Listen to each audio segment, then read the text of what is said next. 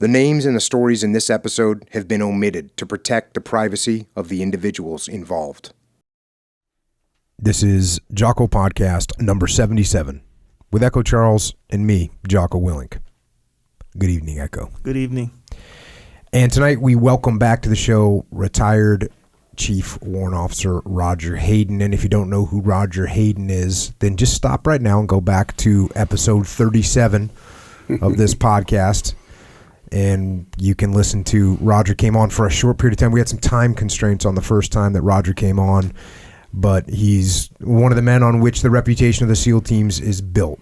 Started off as a frogman member of the underwater demolition teams and deployed to Vietnam with underwater demolition team 12, and then came back and checked into SEAL team 1, where he deployed again 2 times to Vietnam, and then spent 30 years in the SEAL teams, and then as a civilian has another, how many years? 20. So we're just looking at a solid 50 years of service to naval special warfare in the SEAL teams.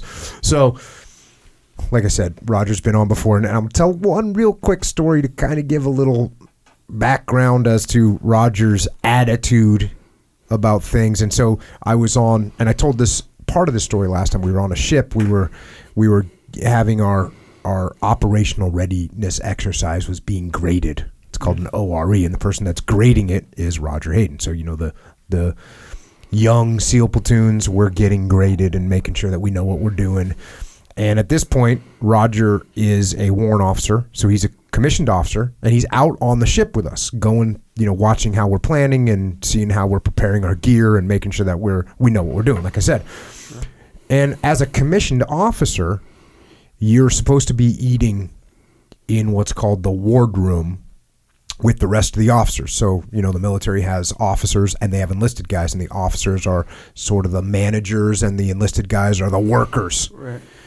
And as an officer on a ship, on a Navy ship, you have something called a wardroom, which is nice. They have, it's just a little, it's not even a little level up. It's pretty darn nice in the wardroom. I've eaten in both the wardroom and on the mess decks. In the wardroom, you know, you have real silverware, and there's actually people serving you. Mm. So the wardroom is kind of nice.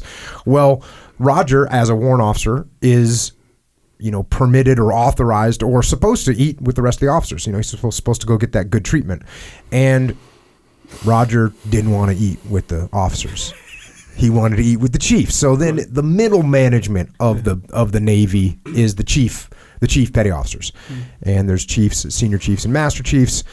And they're like the backbone of the Navy. They have the tactical knowledge in the SEAL teams. And so Roger, instead of eating with the officers, he wanted to eat with the chiefs. Sure. And before he was a warrant officer, what were you, a senior chief before you were a warrant officer? Master chief. Oh, master chief. So he was already a master chief before he became a warrant officer. And so he started eating the chief's mess with all the chiefs. Well, some of the chiefs on the ship, they didn't like having an officer. You know, right? We don't want this officer in here. This is our territory, right? This is our area. Yeah. You can't, you know, we can't. Why is this officer coming in here? Yeah. And so my platoon chief at the time was actually friends with Roger, but, you know, he was the guy that was building relationships with the chiefs on the ship and all that stuff, and so they knew him, and he was a senior chief, and they pulled him aside. And they said, hey, senior chief, you know, it's kind of, we got this warrant officer. He's a SEAL. Why is he coming in? Shouldn't be coming in here. He needs to go to the wardroom with the rest of the officers. This is the chief's mess. He doesn't belong in here. And so my chief was like listening to him. Oh, okay. Well, I'm not sure why you feel that way, but this goes on for a couple days. And finally, my platoon chief, and I wasn't there for this, but I got told the story. And my platoon chief was a guy from the South, and he had a great accent and talked in a very distinct manner. And so they get into lunch. I think it was lunch. They roll into the chief's mess for lunch, and Warrant Officer Hayden comes in, and he's standing in there, and he's getting a couple looks from people. And finally, my platoon chief stands up and says, can I ask everyone in here a question real quick? And they go, okay, you know, what? And he says, well, this here is Warrant Officer Roger Hayden. member of the underwater demolition teams, member of the SEAL team, served 3 tours in Vietnam, highly decorated, including a Purple Heart for being wounded. And he was a Master Chief before he got commissioned, and he wants to eat with us in the Chief's mess. Does anyone here have a problem with that? And of course, no one did. Nothing but crickets. And so Roger Hayden eats where Roger Hayden wants to eat. So Roger, welcome to the show once again. Thanks for coming back. I know last time we were time constrained, and you said you'd come back, so here you are. I appreciate you coming back on. No, it's my pleasure. Thank you. And like I said, anybody that wants to get the full background, listen to podcast number 37, and he talks a little bit about how you grew up. But I had a question. When you joined, so you came in, and your dad was UDT, which is awesome. And then when you joined the Navy in 1965, did you know you were going to Vietnam? Was the war big enough yet? Because we had this guy on last time, Captain Charlie Plum, and he went to the Naval Academy, and he said he graduated from the Naval Academy, I think in 1965 as well. But he said he never heard the word Vietnam one time while he was going to the Naval Academy. It wasn't until he graduated that the war escalated, and all of a sudden they realized when he was going through flight training that, yeah, you're going to Vietnam. But when you joined in 65, did you know, were you thinking, yeah, I'm definitely going to go to war and go to Vietnam? Yeah, pretty much, because I'd have been drafted in the Army, and I knew the Army was going to Vietnam. So I figured, I knew I wanted to go in the Navy and into UDT. My dad never talked about it much, but, when I was younger, I watched the movies of the Marines attacking beachheads and getting mowed down, and Rangers taking heavies and stuff. And then I saw the bridge of the River Kwai and the guns at Navarone, and I figured, yeah, if you're going to fight, that's the kind of outfit you want to fight. You want to sneak around a little bit more. So yeah, I did. I in fact, as soon as I got in to the Navy, I took the screening test and all that stuff, and before I even went to right after when I was at radioman school. I was a radioman, so that was a 22-week-long school, and that's what I did. Is I worked and did all that stuff and did the screening tests, and they wanted me to go to Rota or some other Navy installation because I didn't do too bad in radioman school. I wasn't the number one guy, and I went, no, I'm going to go to UDT, and so. And then you went to what, the USS? Well, yeah, our class wasn't starting up for about 6 months. So they stuck me on the USS Paul Revere at 32nd Street waiting for UDT training. And I was a designated seaman. Back in the day, a designated seaman was pretty good. Wasn't like it is now.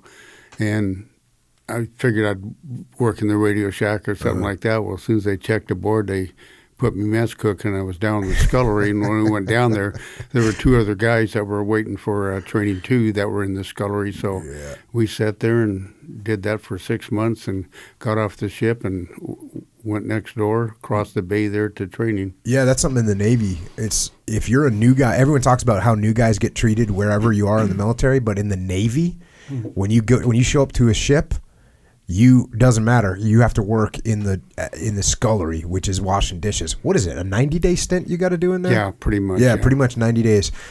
And you only don't do that if you're an E4 and above. Right. And I did a deployment where we had a guy that was a SEAL, but he was an E3, and he was saying, "Hey, wait, how am I going to get out of this?" Doing the scullery duty. And we were like, you're not.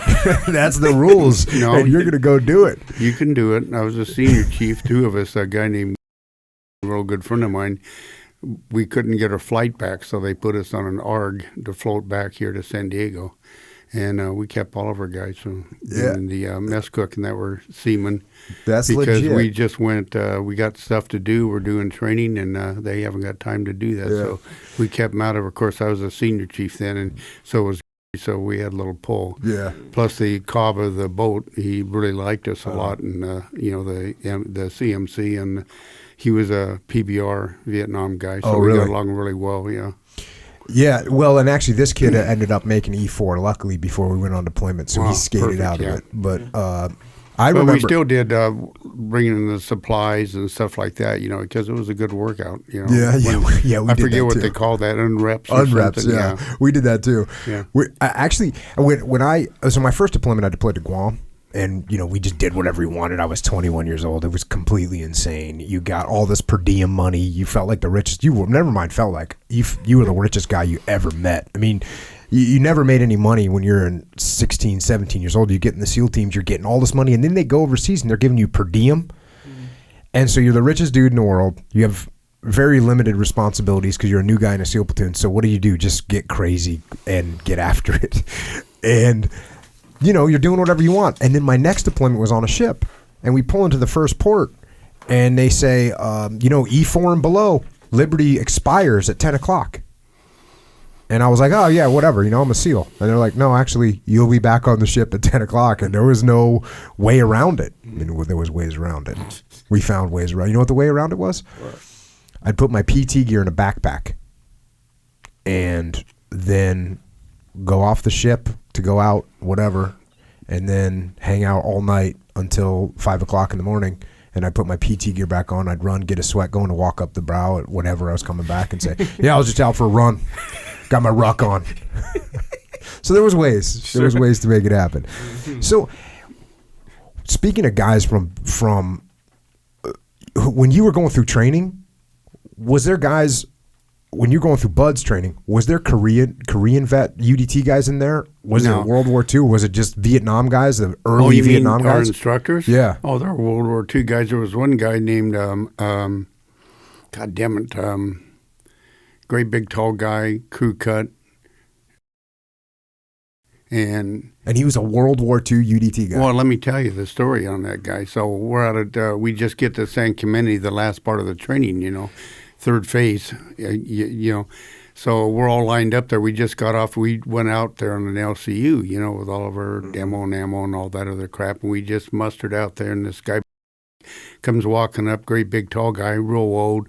What was I, 19, 18, you know what I mean? And he looked probably like you do or I do. We thought he was an old guy. Oldest guy you've ever seen. Yeah, but he looks at us and he starts talking, and he goes, God damn it, I'm your demo instructor, and keeps talking. He says, I don't brook no bullshit on the ranges, and we're kind of just looking at him like, what the hell? And he gets himself worked up a little bit, and he goes, matter of fact, anybody that screws up, we'd just go out behind the shitter and get it squared away, and we're still looking at him. He talks a little bit more and gets himself all excited and shit. And he goes, matter of fact, anybody wants to go out behind the shitter right now, we'll go, We're just looking at him. Well, come to find out later on, was in the 82nd Airborne and jumped into Normandy. Oh, damn. Got captured, escaped, on and on. And then he was in the Korean War, too. That was one of our instructors. Almost all of them there were in the Korean War, pretty much. But then we had another guy, and on his jacket he wore, he had a UDT instructor. On the other side was God. He was a hook-nosed Indian Apache, and he was a badass dude, man. We had some great guys. And most of the instructors, were, and some were Vietnam guys, like had this one blue-eyed guy. He was... I can't think of his name right now either, but he was on vacation, was paddling up north on the Columbia River. No, not that north, the East Coast side. And he was on an excursion with some other people, and his canoe tipped over. And it was real cold and shit, and he was trying to swim a couple of them to shore and shit, and then just went out. But this guy would run behind you. And of course, we didn't have a lot of hair, but what we had stood up, and you turn and look, and there he was just staring at you. He had these blue eyes, I'll think of his name in a minute. Real good guy, though. And there must have been, because Bud's is pretty regimented now, but they must have had it was definitely less regimented when I went through, for sure. It must have been completely just like no rules when you went through. No, we had this guy during Hell Week. He had what they called the swimmer line. And like I say, we're on the bay side. Mm-hmm. Mind you, we were in training in January, started 3 January, something colder than God, What he would do is he'd have us hook into what we call the flutterboard line. Mm-hmm. You know, like when you do recons, the guys hold on the line, you move down the line and stuff, and he'd send us all out. And hell, there was about 60 of us. Excuse my language. That's a big, about that's 60 a big of us. He'd send us out, and we had to be in a straight line. If we weren't, he'd bring us all back and line us all up again. And we weren't straight, so he sent us out again, brought us all back in. And we're freezing. The guys are almost getting hypothermia because we're just in a K-POC and, regular utilities that you wear for training. You know? So he sent us out again the third time. And like if you're on the bitter end line, you're screwed, you know. Then he brought us back in. He goes, well, goddamn, I guess it still wasn't very. You guys still weren't in a straight line, and we're gonna have to send you out again all the way down the line. All you heard was click, click, click, click, click, click, click, click. We just looked at him. Well, all right, we got other things to do. That was it. We were done, man. I mean, you'd have lost the whole class. That was so cold. Yeah. People always, if you don't know California and you think California is like Baywatch, the old TV show, and you think the water's all warm, it's not warm. It's not warm, especially in January. January 3rd, it's not going to be warm. And you were saying you guys were swimming like crazy going through that because you knew that you were going to UDT at that time. Well, you're a frogman. That's what you're being trained for, not SEALs. So we did a lot more water work than you guys did going through BUDS. Because we didn't have the SEAL portion of it. We got that after we made our deployment, came back, went in SEAL team, then you went into cadre. Yeah. Did you get any land warfare at all in BUDS? Oh, yeah, a little bit. It was more basics? like, basic stuff and little immediate IEDs, but immediate action drills, but not much. It was like our last stop that we had, I think I told you this, on San Clemente was we did swimmer scouts in on the other side of a rock formation we called Birdshit Rock and got to the island. They gave us all the 40-pound haversacks, and we went from there all the way 23 miles to the other end of the island. Wait, blew up something. You were walking? Yeah. Okay, so you humped 23 miles after you swam over the beach. Yeah, and then came back and attacked the camp. That was our last stop. Dang. That's a crappy patrol, too. Those cactus and stuff. I know. Yeah, that's a. And I was small. I thought I was pretty smart. See, so I wore a kind of a wetsuit. What do you call that? The small one, you know? Oh, like a wetsuit the top, cheater, like a cheater top. And because so I wouldn't freeze to death coming in. And actually, this was April, almost the end of April, and it was still cold out at San Clemente, you know. So we swam in, and I humped with that thing on all the way up there, and it got sunny and warm, and I almost friggin' died. And by the time I got back, you could peel it off me like this, you know. There's no good way to do it. There's like no good way to handle coming over the beach. No. It's not going to be convenient. You're not going to be comfortable. That's one of the things that makes, in my opinion, one of the things that makes the SEAL team, the guys in the SEAL teams really good is that we just have to deal with the water. And as soon as you're dealing with the water, like you just said, there's no easy way to do that. Like you're going to either be freezing in the water or you're going to be sweating on land or you're going to be too hot. No, actually you're not. You're going to be okay on the land. You're just screwed is what I'm saying. And not to mention your weapons. Your weapons your radios all get jacked up. Your weapons all get jacked up. Your gear gets all jacked up. You got sand in your boots. There's no good way to deal with it. No, there's not. And on top of that, the communications. Like you're in the water, you can't talk to people. You can't. There's no radios aren't working. It just everything sucks. And so when we would do ops dry, it just seems like it's so easy to do. And I think that's the one big thing that separates. It doesn't separate us, but it's one of the things that makes us good is that we have to deal with the water, and we deal with it our whole career. Well, bottom line is you should never bring a boat to shore. You always swim in. Yep. That's what we do. Yep. Just like swimmer scouts, the whole 9 yards. Yep. That's the bottom line. When I was a chief, I was pretty hard on that stuff. We never brought the boats ashore. You know what I mean? You know, we did the same thing when we were in the ARC platoon. Mm-hmm. We never brought the boats in because there's a 10, 15, maybe 20% chance that you're going to flip a boat, you're going to lose a boat, something's going to happen to a boat, and then you're screwed. Now you got a boat washing up against the shore, and you got to deal with it, and it's a big. No, we always swam in. It's a big target. Yeah, for sure, sure. Like in Desert Storm, you know, when we inserted those Kuwaitis, the officer, I won't mention any names, but wanted to bring both the boats in, you know, and into Kuwait and let the Kuwaiti guys off, and I went, no. You keep at least, if you're going to do that, keep one boat back, even if you keep another boat inshore, because they can give covering fire. You know what I'm saying? Yeah. And then if they have to E&E, and you can be seen. Yeah. You know what I mean? That's a big target. You know what I mean? You just don't do that. No, that's there's so many things you got to figure out with the water. Yeah. And when you go, I mean, that's why when we were in Iraq and we rarely did boat ops, we did some in the river, but you're just either on foot. And everything is so much easier. It's crazy. Yeah. It's crazy. You get done with training, Cinco de Mayo, 1967. You get done with training and you check into UDT 12. And you didn't really know too much about the SEAL teams. I guess no one at that time knew much about the SEAL teams. No, not much at all. No. And you were saying on that first podcast that we did that the platoons weren't really formed up yet. You kind of showed up at UDT, and it's kind of a loose situation, but you do a workup. Oh, once we started working up, then it was regimented. You knew what you had to do. But we had a while. They had just come back and relieved. UDT 11 had just deployed, and then 12 came back, and you have a kind of a stand down for about a month or two. Oh, so that's what you showed up for? Yeah. Okay. Because it's a 9-month deployment for UDTs. So you have about a 6 months workup, and then you have 3 months where the guys go on leave, school, stuff like that. And I came in just at that time. Got it. So it was really kind of like we'd go up and do what they call silver slippers up at Pendleton when the Marines would do amphibious landings, and we'd be the lifeguards and stuff like that. You know what I mean?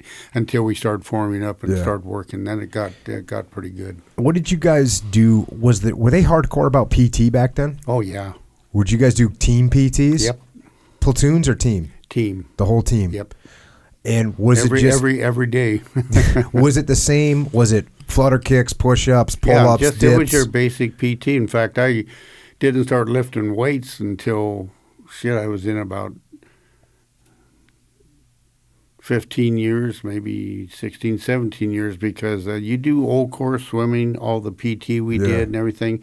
We were in really good shape. I mean, you know what I mean? And you didn't see a lot of the guys in the gym lifting heavy and stuff. That came on later on. Then also, which I changed when I was a chief and senior chief and stuff, and even, no, not as an LPO, we still did platoon PT every morning.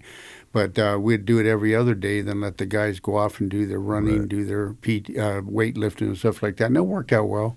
You can change, even though I thought PT in the morning first thing is the best to do. Yeah. Especially when we were in Subic, and about half the guys would be throwing up and stuff when we were doing PT. Yeah, I always liked, we used to, at Team 1, when I got to Team 1, there was that Team PT we did every day, and Team 2 is the same thing. But, I'll tell you, once the war started, there's a lot less focus on PT, and it just was. Guys were staying in shape. On where you are too, Jocko. You can't really go for long runs and shit when you're in a rock and shit. Yeah, we'd run around base and. But did you guys have my question is, did you take weights with you? Did you have a workout place and stuff? Yeah, we deployed, and actually, once one team shows up somewhere on deployment, they all bring a bunch of gear. Yeah, and then there's enough to get it done, and then. Other teams, they don't have to bring everything, but they'll bring more stuff. And eventually, whatever compound you're in is pretty nice. If you go to that same compound, yeah. And I brought mats for jiu-jitsu. I'd make a little jiu-jitsu area so I could still, of course, so I could still train and get the boys training. And what's funny too is like you were talking about. It's weird how some of this stuff stays. Because you were talking about walking around in UDT shorts and coral boots. And unfortunately, UDT shorts, I don't think guys wear them. I don't think they even get issued them anymore. But when I got to Team 1, we absolutely got issued UDT shorts. And that was our uniform. And we got issued coral booties, those old gray coral booties. And I didn't realize, that's what you guys wore. That's something that they've probably been issued for, I don't know. Even out in town, you'd see guys with coral boots on with their Levi's and their Rolex watch and stuff. You know what I mean?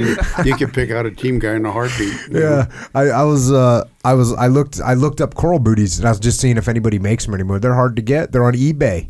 You got to buy a pair on eBay. And you got to be lucky if they have your size. Yeah. I got to go through my gear and see if I still have my coral booties. But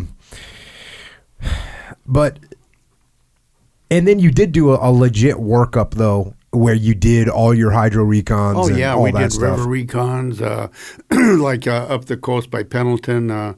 we drug this one rocket-looking thing in up over these fucking mountains and put it in the lake and stuff like that. And then we swam across the.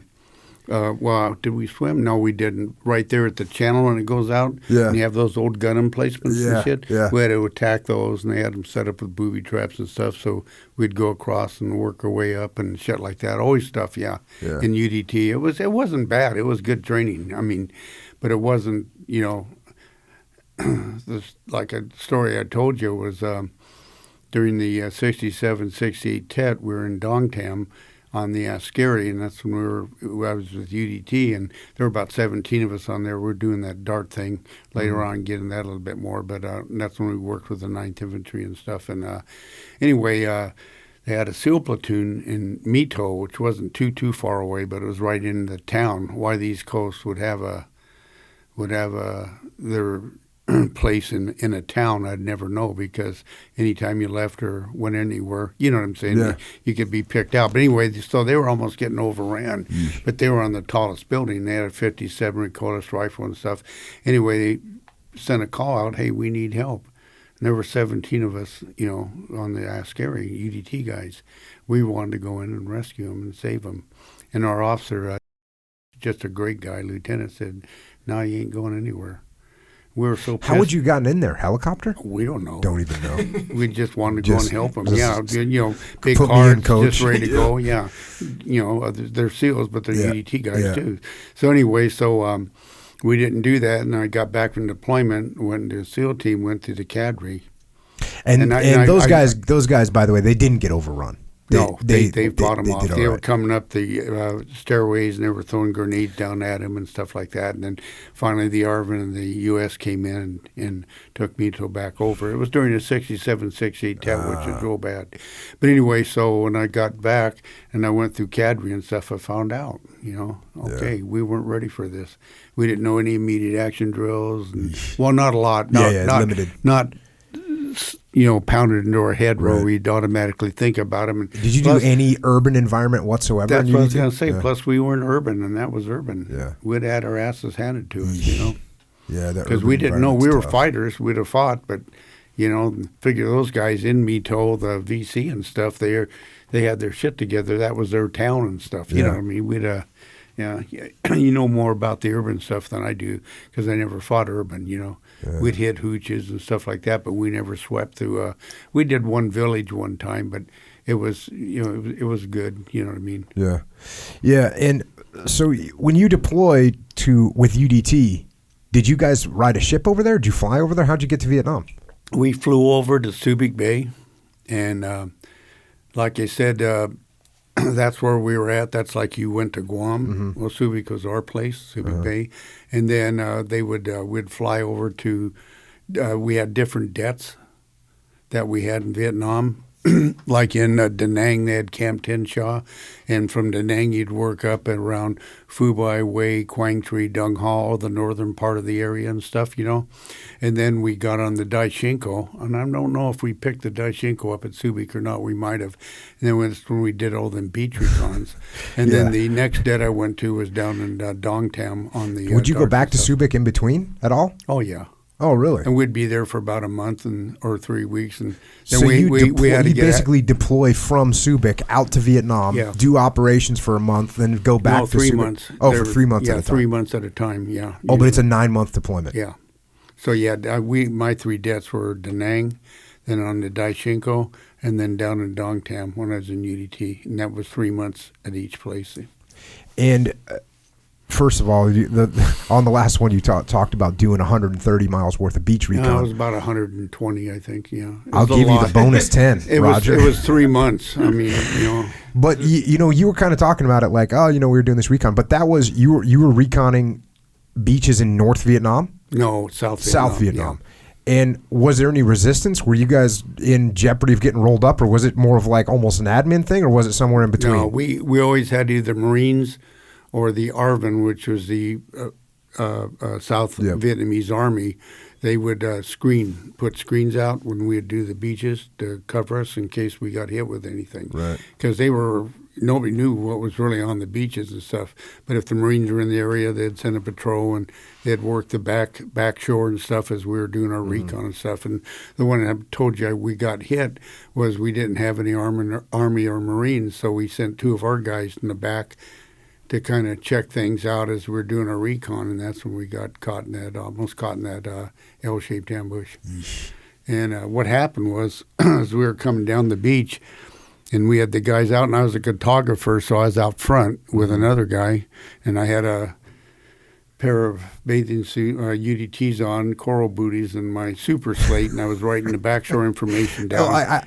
So everyone knows what we're talking about. When you're going to land people on beaches, or if you're potentially going to land people on beaches, you have to do a reconnaissance of the beach, but not just of the beach itself, but of the water and how deep the water is, and make sure there's no obstacles in there. And so the people that did this since World War II was the underwater demolition teams. So that's what we're talking about. And the way you do it is you have you have a line, a big rope. It's small. It's more like a line than it is rope, but that stretches from the beach, from a couple guys on the beach called the beach party, all the way out to a boat, a small little rubber boat. Well, way sometimes, out yeah. And then that was an IBS we hooked it to, and it's about 30 feet. It has knots where each pair is going to be holding on to, and you mark, take the sounding. Then as you went to the next sounding, which was 25 yards down the beach, and on the beach they'd be holding up these markers so that you could get yourself on them. You'd be doing down until you got to that point again, then you'd take your sounding again. Then you'd come back and make a hydrographic chart. So there's guys on the beach that are holding what we call range markers, and they're set, what are they set, like 10 yards apart, like one guy in the front, one guy in the back, and they're looking at a compass so that they're making sure that they're lined up, so that lines up this whole line. So it's this kind of complicated, and it seems like an administrative thing, but you got to do it. Otherwise, you get a situation where the Marines come into land and they hit like they did, like they did in Tarawa, and they hit a reef, and then they drop the ramps. The guys get out, and they didn't know that reef was only 10 feet long. Right. It's 2 feet deep, but now on the other side of the reef, their guys are going into 10, 12, 15 feet of water and drown. So that's why you have to actually be fairly precise, or at least as precise as you can be when you're doing this hydrographic reconnaissance. Then so you have the backshore party, the 2 guys there, and you have the officer and a couple other guys picking up the stakes, putting the stakes out, and that's usually a cartographer's job. You're way out ahead of everybody else, taking the backshore information, so when you come back and do your hydrographic chart, you can lay it out exactly. Then you have to do a Leroy pen. I was a cartographer. I know all this shit, so which I hated. Because you had to hand draw the maps. You're hand drawing that, and those charts that you draw, you're going to present. Those are going to get presented to the Navy, and they're going to use those charts to conduct this landing. So, like I said, they got to be good. Got to be good quality. Yeah. Anyway, so our 2 guys were walking along, and we were doing our beach reconnaissance and everything. Well, they had an L-shaped ambush on us, and they had a spider hole back here with a couple of guys that once we got hit, and if anybody ran back, these guys would hose them down. Well, our 2 guys hit those 2 guys in the spider hole and opened up on them, which made them open up on us sooner. So we all leapfrogged back down the beach, and we had really a great guy. I mean, he took charge. Everything was perfect. We grabbed onto the line. The boat, IBS, took off, and 9.5 horsepower engine didn't go real fast. Then we had a Coast Guard cutter out there. They started lobbing in Willie Peter on them, but we didn't know it was them, and some of it landed pretty close to us, and we thought that was them trying to hit us. Anyway, we got out far enough, and our PL that we finally got to and got on, PL's the boat that that we inserted off of and stuff, and they picked us up, and the guy was shooting us 50 and stuff. But what was really neat was in come these 2 jets. Oh, nice. And they napalmed the whole beach. That was kind of cool. That's when I told you when I got back to the boat, I said, screw this naked warrior shit. Yeah. I can't. So you're in a pair of UDTs, coral booties. Coral booties, that's like what? Like reef walkers, those little. They're like Converse Chuck Taylors, but a little bit leaner. Do they have the split for the No, none of those? no, it was- they're solid, like yeah. they're just like They were Converse they were Chuck coral Taylors. boots, so you could walk on coral and not get cut but up. when it That like was- hold you down, they're not big boots. No, No, no, yeah, no. it's They for were water. they were light. They were canvas, and they had a kind of a real thick rubberized bottom on it. Yeah. They were good. And then I had an M79, so I'm shooting that thing as I'm running back and stuff. Then that's the only weapon you had is an M79. Yeah, that's all I had. Yeah, That and your Yeah. slate to draw on, yeah, collect backshore yeah, information. yeah. That So was you- kind of exciting. And was that before you? Was that recon before you worked with the 9th Infantry? Yeah. Okay, I so- went from there, from the Daishinko down to Dongtam, and worked with the 9th Infantry. And the 9th Infantry, man. So this stuff, I was looking about the 9th Infantry and what they did, but just first of all, the 9th Infantry is the unit that the fictional character Forrest Gump was supposed to be attached to, which is why in the movies working by the water and all that stuff. I imagine that's why they picked it. The 9th Infantry in Vietnam had 10 Medal of Honors awarded to soldiers and 3 sailors. So they were working in conjunction very closely with the Brown Water Navy, which, again, to pull a quote from the last time you were on, Roger, you were like saying that job as being Brown Water Navy was just vicious job. I wouldn't Vicious want job. to be it. And General Westmoreland said that the 9th Infantry Division and the Mobile Riverine Forces saved the Delta region from falling to the North Vietnamese during Tet. That could have been. I mean, Yeah. I wasn't on land with them. Don't know everything they did. Remember, I was a second class then, and we were on the Askarian Benawa as reconnaissance guys. What's the Askarian Benoit? What is They that? were APDs, What's that? amphibious. Some kind of an amphibious ship? Yeah, Oh, okay. both of them were big ones. And troop ships. One was Okay. a troop ship. I think the Askari was a troop ship. I'm not sure. Could have been the Benoit too. But they were pretty good sized ships, and they were right at Dongtam, which was the Dongtam had a big army base and a navy base. And my third trip to Vietnam, I went back there as a SEAL, and it was a same place, same area. So how did you guys get linked up with the 9th Infantry? Well, we that's who we were doing the reconnaissance for, to see if they could go up Okay. the canals and up the rivers, see what the depth was, so they could bring the Brown Water Navy up there, the troop carriers and stuff like that for the 9th Infantry.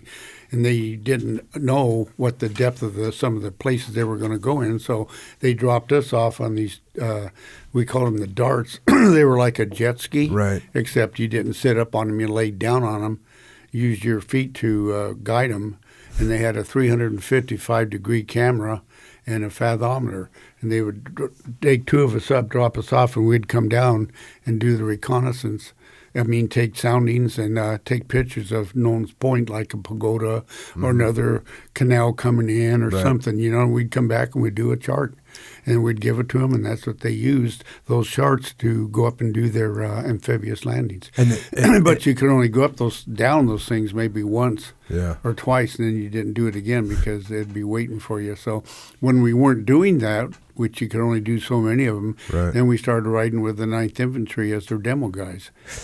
And so would you have already seen it because you'd do the DART mission, and then you'd come back, and then they'd come up with their plan, and then they'd say, okay, we're going to go up that river that you just came down, and so would you be familiar with it now? No, they took us. We went up to Four Corners and other places that we'd never been. Oh, okay. That was deep enough for them to go up and stuff, but they might have. I don't know. That would have been John Odish, my LT. That Yeah. would have probably been in on the planning when they were going to go in something and talk about our charts and stuff. Right.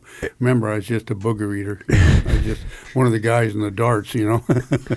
But then they said, okay, we're going to need you. What were the log? I know you were saying on the last podcast that they had these log dams at the Oh yeah, they'd put dams across logs and to stop the boats up, and just different obstacles and shit, or bunkers along, and we'd go in and blow up the bunkers or blow up the log dams, if they had them. And that's what I said. They first put us on what they called an alpha boat, which was the lead boat, and they had one in the rear and one in the front. And what would they look like?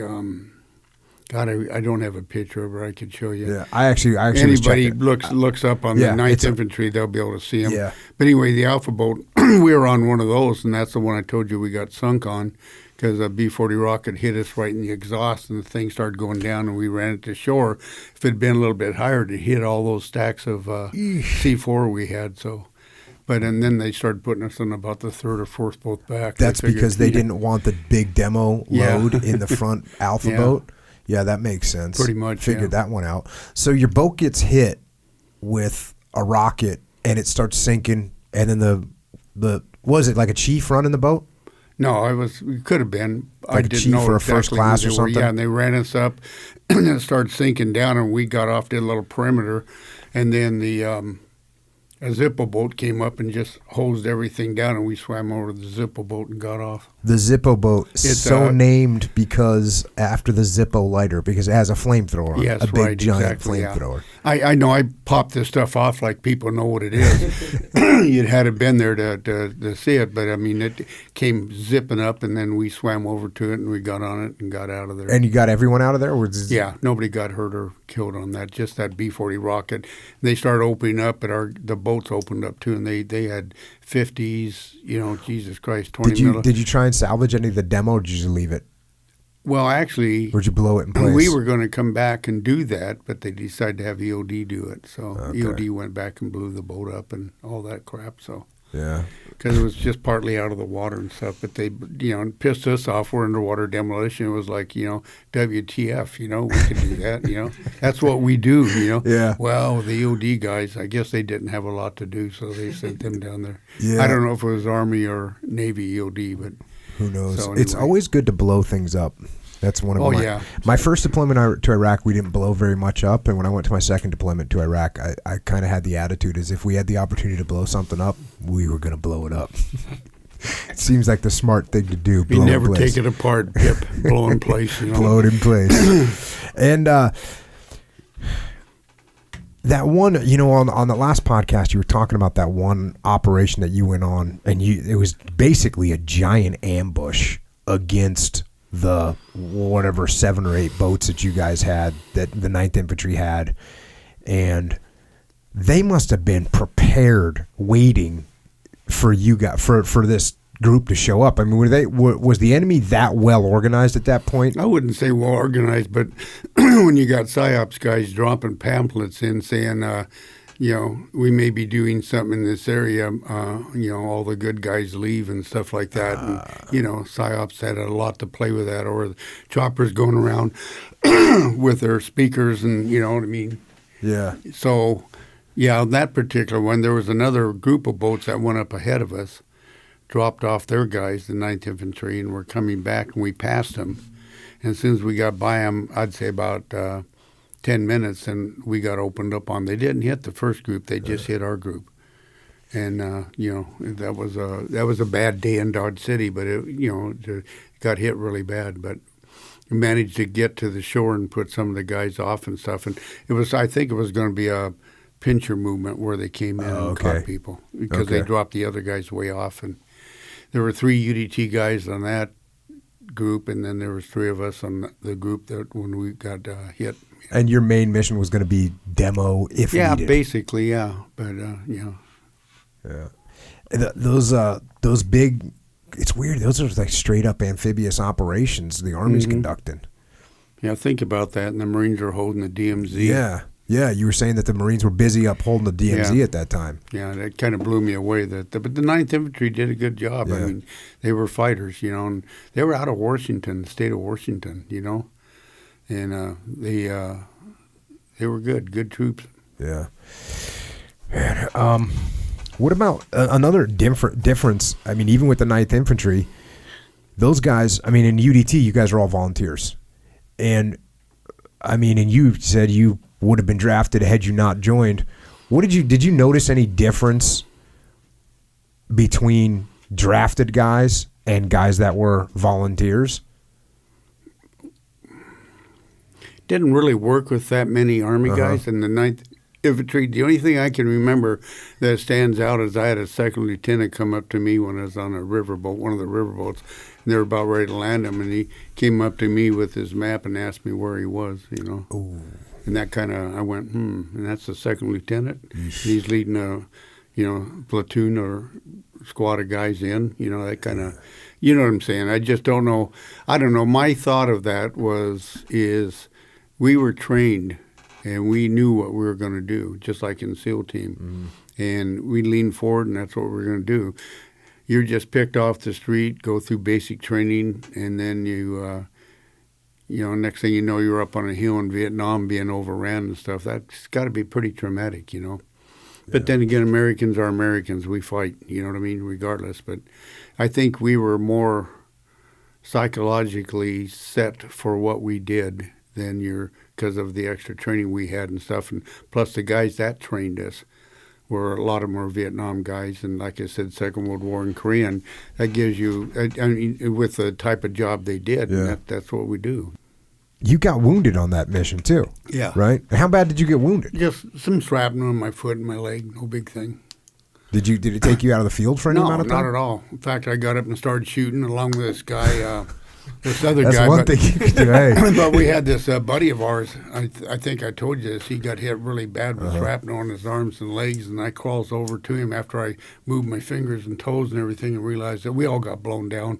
And then went over to him, hit him with morphine, put it through his collar. Then the 30 gunner got blown off his gun. So I got up there and started shooting a 30. You know what I mean? No big thing, but it's just what you do, you know? Yeah. We're in an ambush. Yeah, I know so it's you no shoot, big thing. So you shoot back, What I would and have then he got blown on the other side of him and crawls over to him. Didn't see my pin through his collar, so hits him with another shot of morphine, you know? Yeah. Then in about 4 or 5 minutes, he kind of sat up like this and wanted to do something, but he was screwed. He was hurt really bad. And then me and got up and started shooting and stuff, and the guys that were down and everything were, after the 30 ran out of ammo, I started shooting 16s, and they would hand us up 16s to shoot and stuff, load them for us and shit. And then, like I said, the ramp went down. We started going in towards the beach to let the guys that weren't wounded get off. And we started taking fire right through the front. So I went to one side, he went to the other side, and I was using a M79 to try to suppress fire and stuff. And we backed off, and then we got out of there. And did you insert any of the Army guys? Yeah, about 8 or 9 of them, yeah.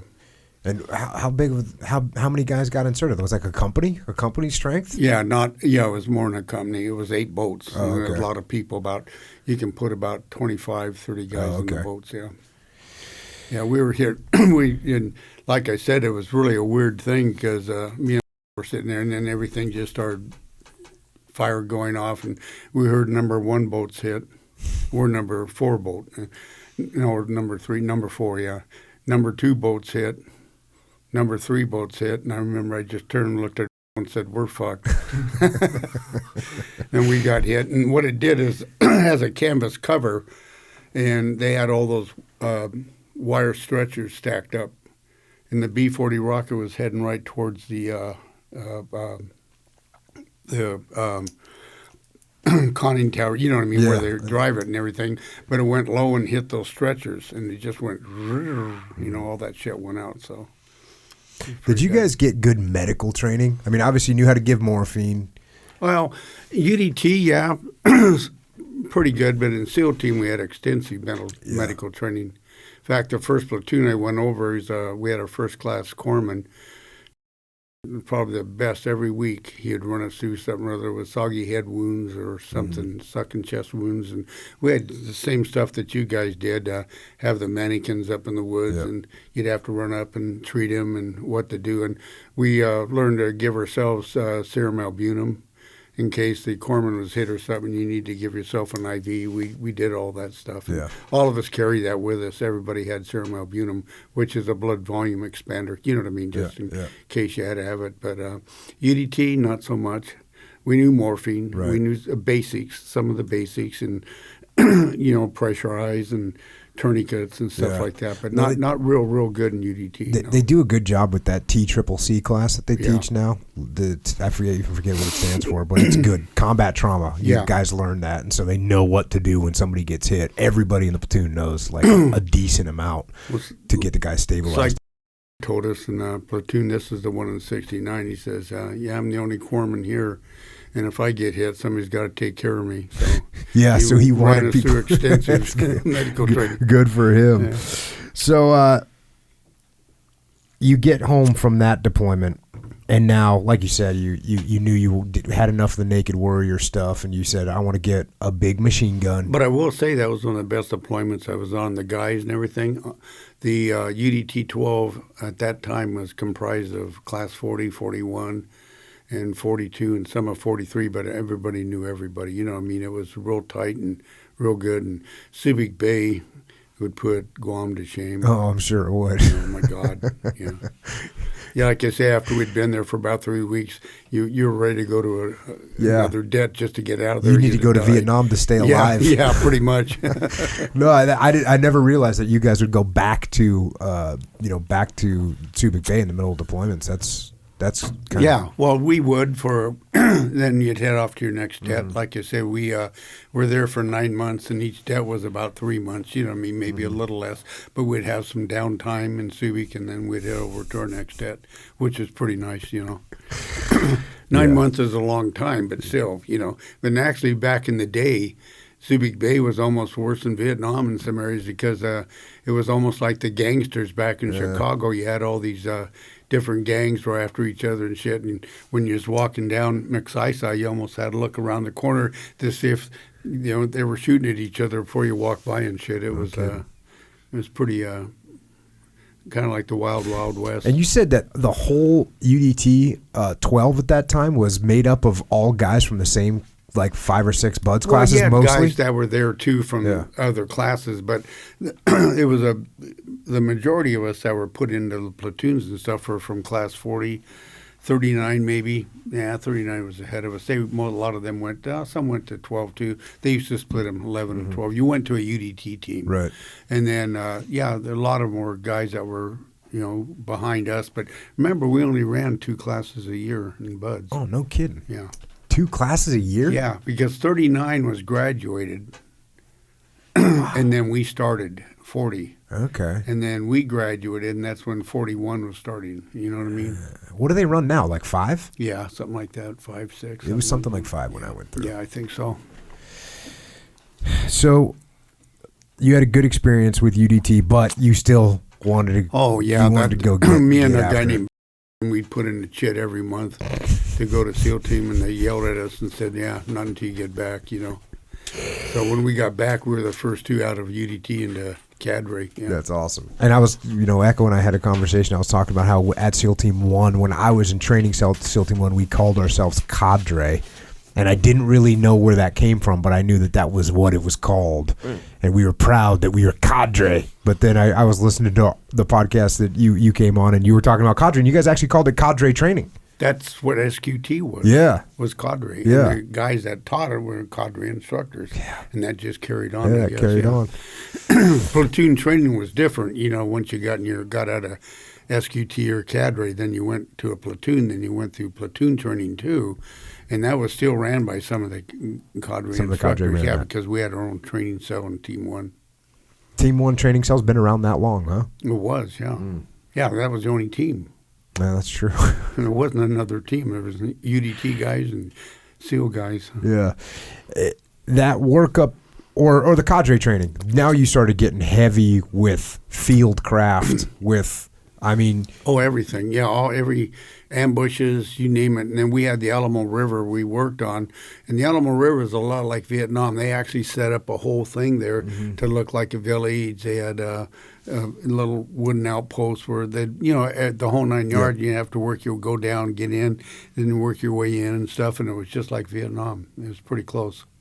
Once again, the people that are teaching you are SEALs that are in cadre now who probably just got back from Vietnam. So they got fresh information from the battlefield, fresh experience. Our platoon training, our training cell in Team 1, every time a platoon came back, they'd pull 2 or 3 of the best guys from that platoon and put them into our training cell. And that was every platoon that came back, they did that. So you had a cross-cut of all the different areas of Vietnam and guys that had been in there that did well. And that's who trained. We had guys like and just some great guys. I mean, we got good training. And, I mean, there was no bullshit because they knew we knew that what we learned there was going to save our asses and our buddies' butts. So it got pounded into our heads. We did river and stream crossing a lot because you had a lot of rivers and, small canals. Well, not small canals, but pretty good size. You either walked under them and up the other side, or you went across them, Like as a 60 gunner, I always carried about 3 UDTs with me, to help me float across. Yeah. But I'm just saying, you had to judge the current right, so when you went out, it would bring you right in where you're supposed to be and stuff like that. You know what I mean? Just extensive training. The Alamo River's not real. It's not a real fast-moving stream, but it has a good current in it. So you learned all that. You know what I mean? You learned what you had to have, your gear you had. Like we'd do swimming pool stuff with our 60s and shit to see where we needed to have the flotation and stuff like that. You know what I mean? It was pretty good. Actually, when I went out to Nyland, we didn't even have the camp out there. We had, in Nyland itself, the town, there was a gas station, and it had about 4 or 5 little green trailers, and that's where we stayed at.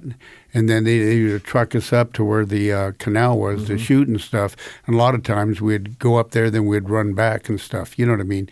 And we'd go up to the Chocolate Mountains, up to Beale Wells and stuff like that for ambushes and just, you know what I mean? We had no camp. There was no camp there. Siphon. What was that siphon? I can't remember the siphon number, but I mean, all along that whole area. In fact, later on when I was in platoons and stuff, we'd be going up Chocolate Mountains, come back some other way, and you'd still see holes where 40 Mike had went into and stuff, from back in the day. How much work were you doing at night?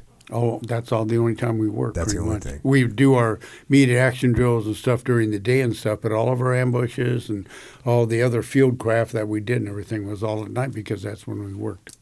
And that was the known thing. It was like, yep, we're gonna go out at night. That's what we do. Pretty much, yeah. How much did you guys go out? If there was a full moon, would you go out less? In Vietnam, would you go out less if there's a full moon? Because you had foliage and stuff, you couldn't see that well. It was still dark enough. Because sometimes in the desert, a full moon, it's almost like daytime. Oh, out yeah. Yeah. And what, you're talking about gear a little bit and what you carried. And there's all these kind of myths about what guys were doing back in the day in Vietnam. One of them is blue jeans. Like everyone wore blue jeans, or a lot of guys wore blue jeans, which kind of makes sense to me because they're tough, right? That was the whole reason, was the mosquitoes wouldn't go through them. And if you're in mangrove and stuff, it wouldn't tear them and stuff. Ripstop would tear. And if you bent down, like when you stopped and stuff, mosquitoes would eat you alive right through the ripstop and stuff. So we started wearing the blue jeans, and you wanted to get zip-up blue jeans, not the button-up, because they also kept leeches off you. If you had the button-up ones, you were screwed. And then sometimes we wore pantyhose underneath that to keep leeches off us. But we'd take the Levi's and put them into our jungle boots and riggers tape them around so, they wouldn't just be hanging down where shit could come up and stuff, because there were a lot of leeches over there. No big thing, but I mean, you just learned, and like I say, the pantyhose is pretty funny because when we were on sea float, guys would be walking around with pink and blue and yellow pantyhose on and stuff, and sailors are giving us kind of some weird looks and shit, It's kind of funny. How about guys going barefoot? Well, we had a couple guys that do that, and guys stepped on stuff and injured themselves, and that I didn't see that very much at all myself in my platoons. Maybe other platoons would tell you, yeah, that was a big thing, but a lot of times we don't walk on trails. We walk outside of the trails, and there's all kinds of shit in there, and you don't want to just be barefoot, I guarantee you. So you get done with that workup and everything. How about like you were a pig gunner. I heard stories about guys taking every round out of their belt and lubing every individual round, especially I heard that about stoner gunners, that they'd take every round out of their belt and lube every individual round and put it back in there. Is that not true? I've never seen that happen, and we had 4 guys that carried the Stoner machine gun in my last platoon. But I don't know why you'd take them out and put them back in. Yeah. They jammed a lot, but that was just a Stoner thing. We sent our guys to Cadillac Gauge, which is who made the Stoner, so they could learn all the intricacies and what to do if something happened. You know what I mean? Yeah. But the pig gun, the 60, you didn't have to worry about it that much. As long as you took care of that baby, it worked for you. The only time I ever had a malfunction was operator error, you know. Uh-oh. Like having it slide down your arm. Okay. And you get a link stuck in there, or you're shooting it and you have your do-rag around your neck, and it gets caught and starts dragging your head down like this, you know.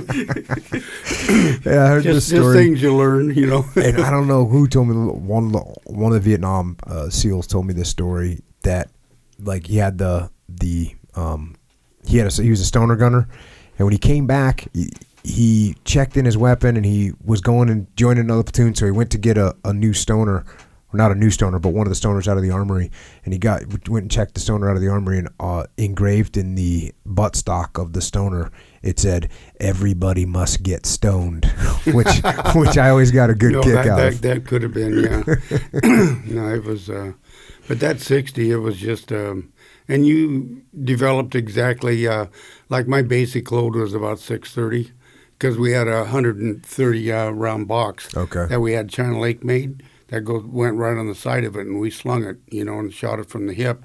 But after shooting thousands of rounds from the hip, you had really good eye to barrel coordination of exactly where that round was going to go. But even regardless, you always worked it in, because it wasn't a a point weapon like M14. Right. You know, it's an area weapon, but still you can get pretty accurate with that son of a bitch. And you'd always walk your rounds in, because rounds ricocheting off could hit a guy just as well as hitting him right square in the chest or something. And I used canteen pouches, and I carried 5 canteen pouches around my waist, and I'd put 100 rounds in there and leave about an inch out of that. Got it. And then when I would fire and I knew I was getting low, I'd pop my lid open on my can I had, grab my thing of my 60 rounds, snap them in and dump them in and close it. Or the lid, when it opened up, had ridges on the side and it would slide right in, just depended, you know. But what was good about that box is you could be blown upside down or anything and still have that 130 rounds ready to shoot. You know what I mean?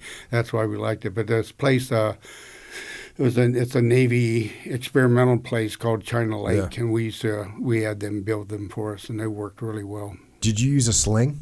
Yeah. What we did is we took the big butt plate off, put an aircraft butt plate on, and if you notice in the back, you have that round thing and we'd hooked it through that, bring it up and took a hanger and made it down real like this, and I put it around the front of the hanger so you could take it off when you're in a chopper, so you could hold it down. Okay. And then you could take it off, put it on, but you got it fit just right, where it was just right exactly where you wanted it to, and it worked great, you know. We were inventive fucks, man. We figured it out, you know. Like we was on this one boat one time, and we saw these 60 guys. They had 60s on the boats, you know, and they had these big metal containers that the rounds went in. We're looking at that, and it was a flex tube that went into the 60. And so a couple K-bars later, we walked off with a couple of those, and they would fit perfect in the back of a Prick 77 backpack. We could put them on, held 500 rounds, and you had the flex tube that went right into your 60. You had to have a special feed tray for that. You know what I mean? It was feed tray. The feed tray was right on the end of the flex tube, so it set right in there perfect. So, and then if we're doing an off the chopper, charge the bunker off, you had 500 rounds right there. And it was kind of neat. We're the only ones in Vietnam that had that. In fact, we came off choppers one time. We were doing parakeet ops. I'll tell you about that later. And there was a whole bunch of Army guys and stuff where we landed with the choppers. We were getting off, beating each other on the back, and you had a couple good firefights and shit, you know, and you could smell the quarter light coming up and everything. And we're all bearded and, you know, Levi's and, you know, all that shit. And they're saying, "God damn, I told you we had mercenaries over here." Wasn't mercenaries. And one guy says, "No, that's SEALs." So you guys were the originators of the Predator pack. Pretty much, I think. I think we were. They used them on the boats, but not out in the field. You couldn't patrol at night. Did you have to feed it? No. It fed itself. It fed itself right No out of the kidding. bottom. You didn't have to pull it or nothing? No, nothing. It just right through their butt. You had to be careful because if you took that thing off and laid it down and didn't put a nail through the flex part of it, all your rounds would come out.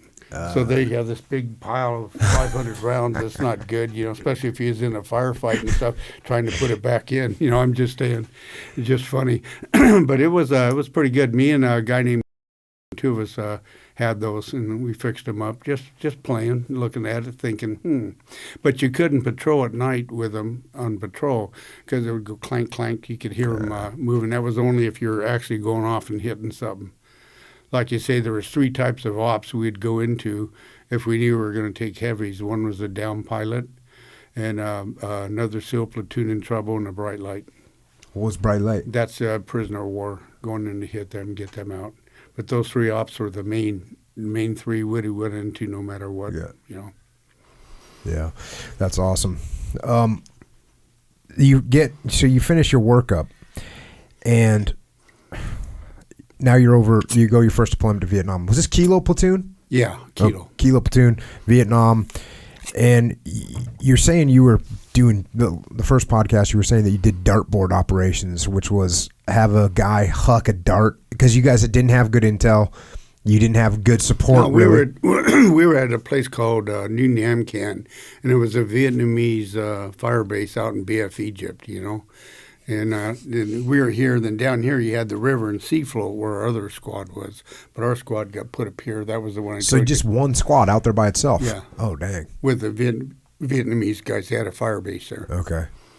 And there was not good intel, so you basically would throw a dart at the dartboard and then do what? Go do an ambush there? Go set an ambush, basically? Just go out and look, set up ambush or something, see what was out there. Go patrol? Yeah. And you also were inserting primarily on sandpans during that deployment? Pretty much. Otherwise, we about 3 times we walked out of the fire base and walked back in, and that doesn't give you a warm and fuzzy, because change guards and stuff, and you come back in, and all they see is moving out there, and maybe they don't know what the bona fide is for you coming back in and shit, and you know what I'm saying? Yeah. So, yeah, we didn't do a lot up at New Nam Can because of that. And we only had sampans. We didn't have any of our boats up there, none of the mediums or lights or anything. So after we'd been up there for about a month, I think, month and a half, then they brought us, maybe 2 months, and then they brought us down to sea float. Okay. And then we started doing some good ops down there. The sampans, how big is a sampan? How many guys could you fit in it? Oh, 4 or 5. So you take 2 heavy, sampans? Because we were heavy. Yeah, Right. we'd take 2 sampans. Take 2 sampans. Yeah. Have you ever gotten into a sampan? No. They're not a real stable boat. Vietnamese are good in them because they're small, but you get about 5 big Americans in there, and it's you have to be real careful. And are you rowing it? No. It's got a little motor on the back, yeah. The little like we usually had a stick VN mower. with us that could put along with us. Wasn't just ourselves, no. And then someone would stay with the boats. Yeah. The When we'd go in, VN would stay with the boats. Or Or they'd leave something. and come back and get us, But you didn't start working a lot until you got to sea float. Yeah. And then what kind of ops were you doing on a sea float? Same thing, ambushes and going up rivers, setting up ambushes. And that's when I told you, I think, I get a little bit confused sometimes on PBRs and Swifts. I'm thinking they were PBRs that were down at sea float with us. But they we'd go up on the PBR and have a Boston whaler with us. And a Boston whaler could probably hold 4 or 5 guys, plus the guy on the front with a 60 and the guy driving it. Well, the way we'd work that is we had the whole platoon there. One platoon would be going to do something. Well, 2 guys out of the one squad would go up, and 2 guys from the other squad luckily got to pick to be the driver sitting up on the thing driving the Boston whaler, and the other guy in the 60s. Why everybody else was just looking over the edge like this and didn't get there again. You didn't get real excited when you were chosen to be the coxswain. How often would you guys make enemy contact when you guys go out on ambush? Because that had to be kind of like looking for a needle in a haystack, right? Yeah, we got some contact. That was the one down at the Square Bay I told you about when we hit when I wasn't on that up when they hit that junk, and then all them other flares started popping up, and they realized, and a few other times we got in some crap. But that that platoon and that deployment we didn't do an awful lot. We went out a lot, don't get me wrong, but we didn't get in a lot of firefights and stuff. It was my second platoon where we kicked ass and took names. And it sounds like, I mean, this is sort of classic, and you and I were talking about this earlier today. If you don't have good intel, that's it. You can go out on the ambush all day long. Even down in Seafloat, we didn't have that good of intel, you know. And like we didn't have a chief of a platoon, we had an LPO, and no mention of any names, but he wasn't real good. But we had this other guy, that Chief Corpsman, I told you, not chief, but that Corpsman. It was a first class, and he kind of took over everything. He had been with the Marines twice to Vietnam, so he was a good hand. You know what I mean? Yeah. Had his shit together, was smart, and just a couple funny things happened. It was down at Seafloat, I told you, where that pile of clothes moved and stuck his head up. Oh, you're looking for me? We thought we'd lost him, you know. And that was like, the chopper comes in and lands. Two of them did. One was pretty shot up, and door gunner had been hit. So they said, hey, anybody want to be a door gunner? We got to go back and pick up some other guys. Well, of course, as a corpsman, yeah, I'll go. So he's in UDTs. He throws a flak jacket on the helmet and takes the door gunner position. You know, and they take off, and about a half hour later, the chopper comes back in and lands, shot up even more. Harry gets off he gets off the boat, throws his helmet down, takes his flat jacket off. Fuck, I'll never do that again. Yeah, those when we had this guy Colonel Reeder on, who's a pilot in Vietnam. He flew Cobras in Vietnam in his second deployment. But those guys, those pilots in Vietnam, the helicopter pilots in Vietnam, they knew they were going to take rounds. They just went in anyways. Yeah. They were badass. That was the same as our Seawolves and the Black Ponies, but the Seawolves especially were just unbelievable guys. You know, just they were just badass dudes, man. They and I told you that one story, didn't I, about that one chopper? No, so I don't think so. Kind of pinned down behind this rice dike, and we're getting some pretty heavy fire from the tree lines. So we call in for close air support, and it's the Seawolves, you know. So we're getting up, shooting, getting back down my 60, and we're getting kind of low on ammo too. Except the Seawolves, we always had ammo staged on the Seawolves, so they could kick it off to us when they came in. So the Seawolves were coming in, we could hear the rotors, whoa, whoa, whoa, whoa. Well, when the Seawolves weren't doing, they were the greatest. When they weren't doing close air support, they'd do PSYOPs. They had these great big speakers. So we hear this one Seawolf coming in behind us, and we're still shooting everything. All of a sudden, out of the clear blue sky, I swear to God, you hear this, "We are the gods of hellfire, and we bring you fire." And the fucking rockets went over our head and hit the tree line, and they either had a 50 or a minigun on one side of the Seawolf. And that Seawolf turned like that and just hosed it down. I think that one had a minigun on it. Then right behind him came another Seawolf. But when we heard that, everybody just stopped shooting, and we looked back up like, what the fuck? Oh, dude. It was unreal. And that, so just and then so they everyone didn't really suppress the fire, so then the Black Pony, they had 2.7 rockets, and Black Ponies came in with the 5-inch zoomies. Mm-hmm. And when they hit the tree line, it was blowing shit clear up over our head. Dang. And that pretty much squelched it. It was done, and we got out of there. The Sea Lords came in, the regular Hueys that picked us up and got us out of there. That was a good op, though. The Seawolves were the Navy pilots, Navy Vietnam pilots, gunships that came and supported. They weren't like Cobras. They were regular Hueys, they were set regular, up with rocket pods, and I think like the Black Ponies had the 20 millimeter guns in the front, and then the 5-inch zoomies. They had just the rocket pods, but they had a 50 on one side. Mm-hmm. And or a minigun on the other side. And the most important thing that they had, from everything I've heard and from what you're telling me right now, is they had balls. Oh yeah, they were good. They would just come in and... We got drunk one night at our bar, and Seawolves are on the Army side. That's where they had their thing. So we figured, hell, we'll go over and visit them and have them drink with us. So we jumps in our 6x and headed out. They had the Army base here and the Navy base here. We lived on the Vietnamese side and had our own barracks all fortified. It was perfect. So anyway, we got in our 6x and was heading out. Went over to where the Seawolf guys were. We wanted them to drink with us, you know. And we had our 60s with us and stuff. You never knew, you know. So we get over there and go walking in their compound and everything. All right, boys, get up. Let's drink. Well, see, we made them drink with us naked because we were all naked. So we're all sitting there drinking beers, naked.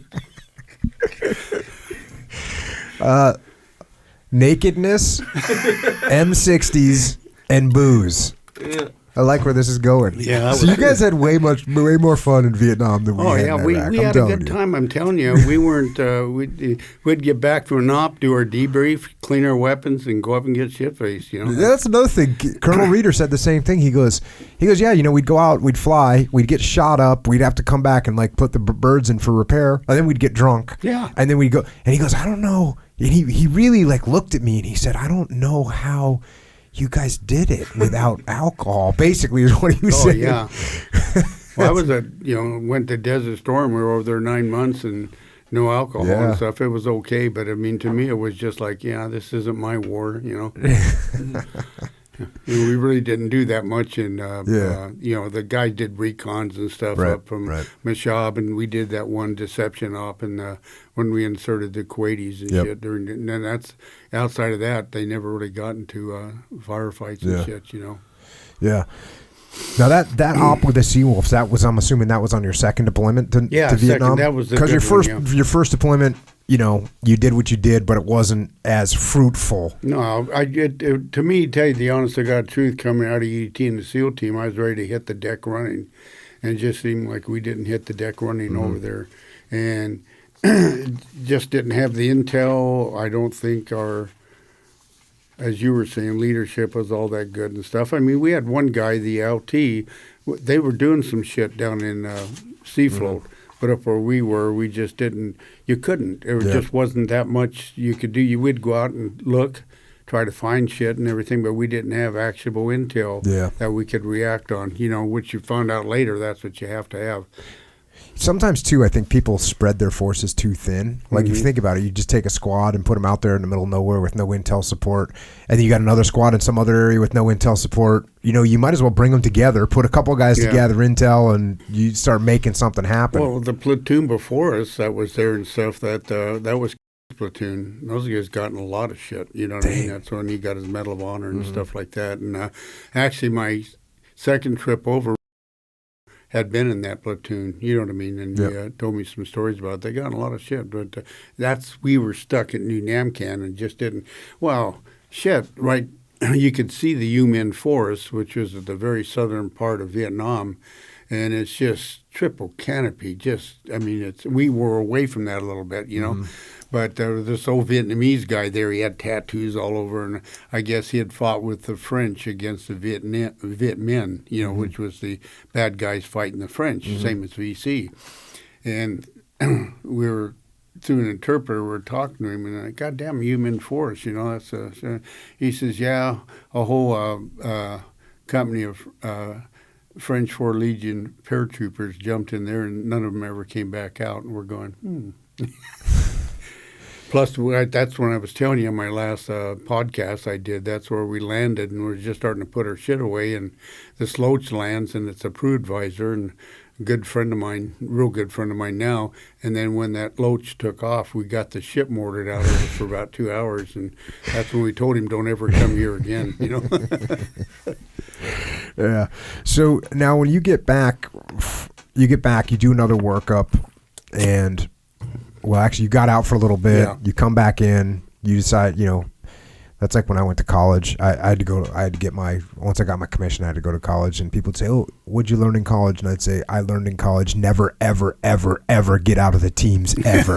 That's what I learned in college. It's the same deal. Yeah, so you get out for a year or something, and you come back in and get in your second platoon, getting ready to go to Vietnam. Was that November platoon? Yes. Okay. He just passed. And what a great guy. Was he the platoon commander? Yes, he was the LT. Commander? Dai Wee, LT. He's a great guy, just a great guy, man. He just passed here about 3 weeks ago. Okay. We went up in Rosecrans and they buried him and stuff. But he was a great guy, man.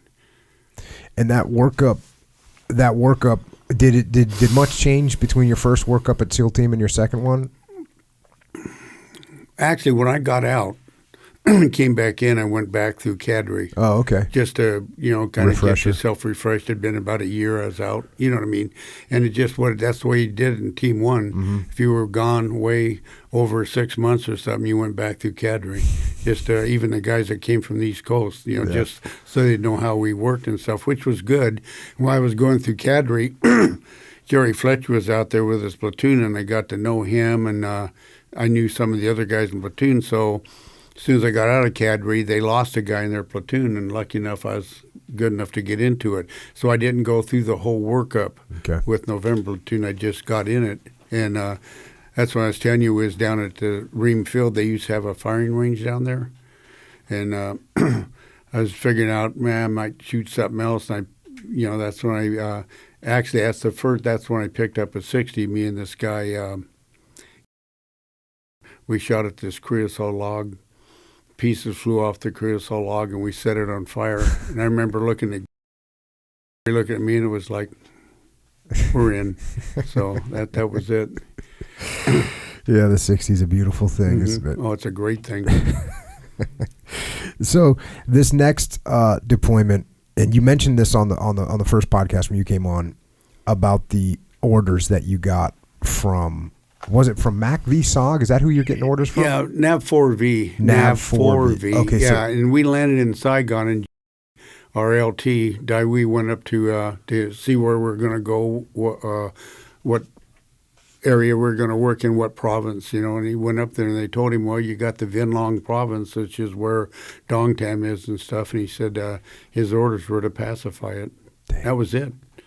And we brought it. He picked up a whole bunch of money so we could pay our Kit Carson scouts and stuff like that. And we went to Dong Tam. Well, we stopped at Ben Luck first. It's about 40 miles away from Dong Tam. And there was another platoon there, Gary Gallagher's platoon. And we shows up in our 6x and stuff. And we're kind of rugged looking because we'd been in Saigon for 3 days and having a good time and shit. And comes walking out, and he looks at us. He goes, "God damn, you guys look like you've been here 6 months already."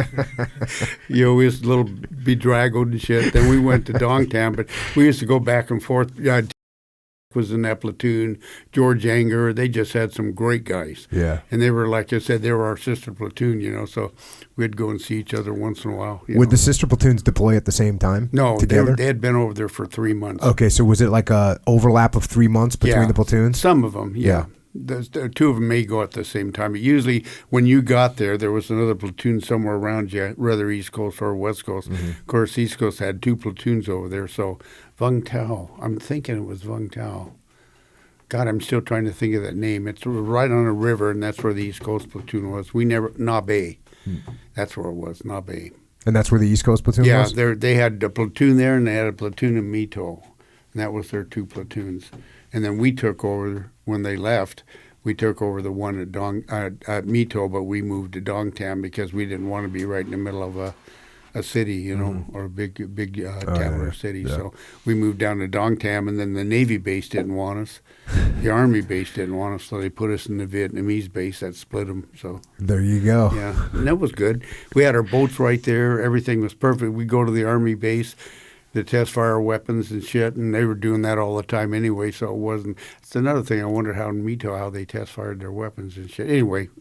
So what was your op tempo like when you were on the second deployment with November? Second deployment was, we'd go out about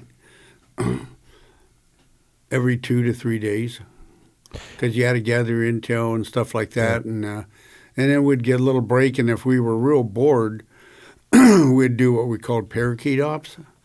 And there was this area, I don't know if I talked about this in the first podcast or not, but it was a place called the Plain of Reeds, and it was all enemy, it was all VC. And so we'd take off 4 or 5 of us in a Huey and have a Seawolf in front and in back of us. And then we'd just fly out there, start looking, go over small hamlets and villages, and if you see VC run around and get shot at, they'd land us, we'd sweep through.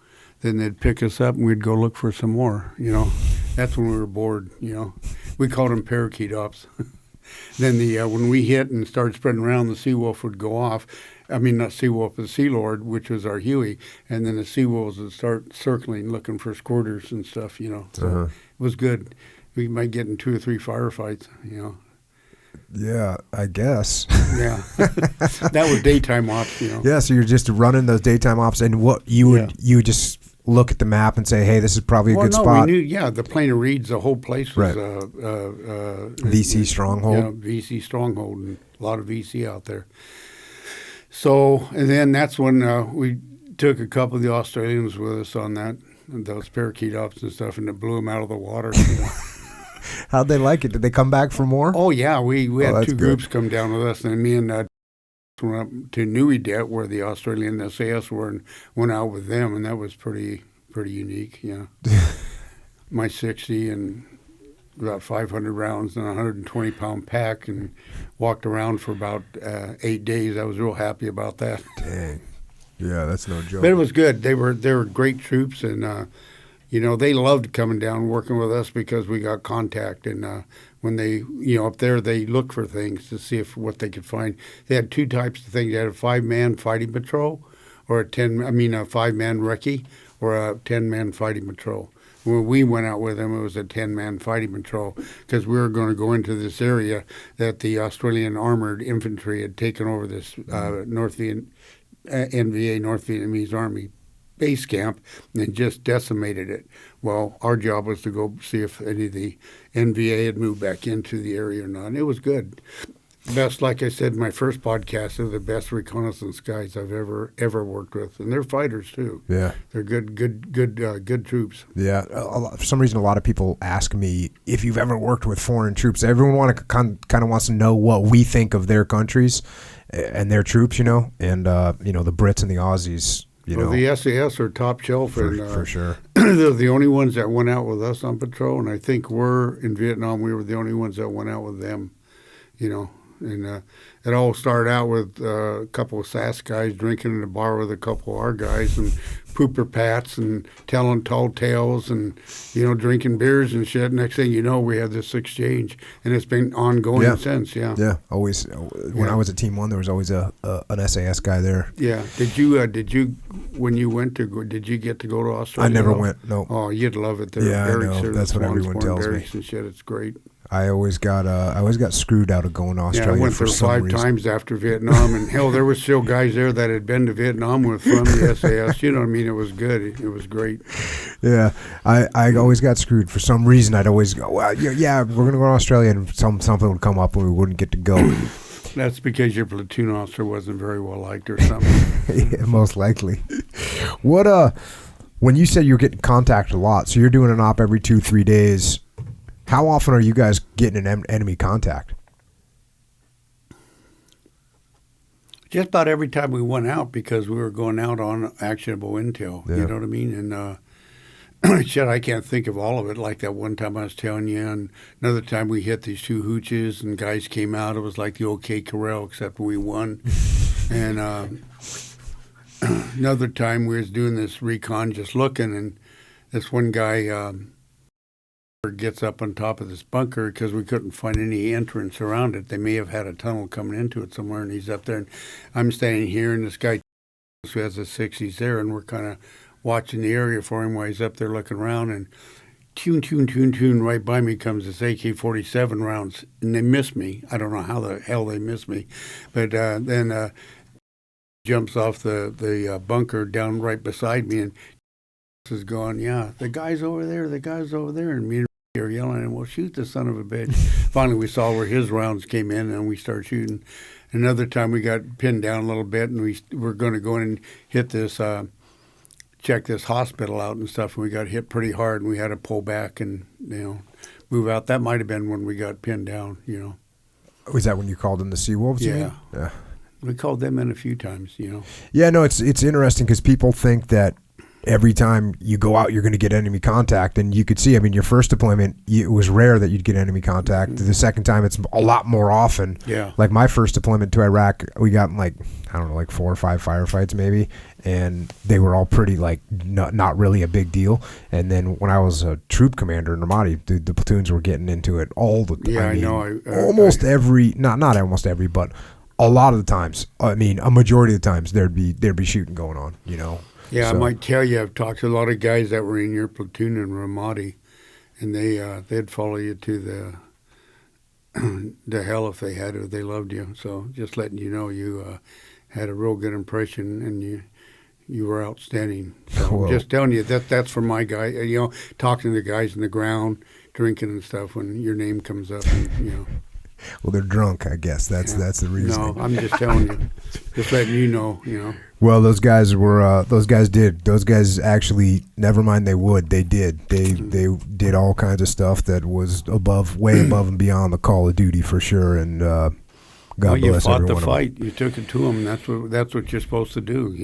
Yeah, it was an awesome deployment. Awesome deployment with working with awesome guys for sure. Yeah, hell, we went out one time and we heard there was this cache, so, but we didn't want people to know that we were going out there, so we got into a refrigerator truck and hid in the back of that until they got close to where the cache was, and we went out and dug it up and came back. Just little things, you know what I mean? Yeah. That was a neat op. Yeah, that is good stuff. When you get back from that deployment, and that was the last, November Platoon was the last fully deployed to Vietnam. Yeah. And you didn't go back to Subic when you were in a SEAL platoon, did you? No. That was like No, in you country stayed the there whole time. the whole time, yeah. Well, you did get 2 weeks, or a week or 2 weeks, I think, of R&R. And I think I went to Hawaii and Thailand one time. So Echo supports your choice of going to Hawaii. Mhm. He's from Hawaii, so. yeah, Hawaii isn't bad. Nope, it's not. Kind of weird though, going to Hawaii and everything's all quiet and peaceful and everything, and you just come out of the woods and after you'd been there for a while, you kind of want to go back. You know what I mean? Yeah. I don't know if I'd have went to Thailand, I probably would have stayed in Thailand and still Yeah. been there now. No, I'd probably be dead. Yeah, there's Just a lot of people that yeah. go to Thailand and don't come Nah, back. Bangkok makes the hard man humble. I guarantee you.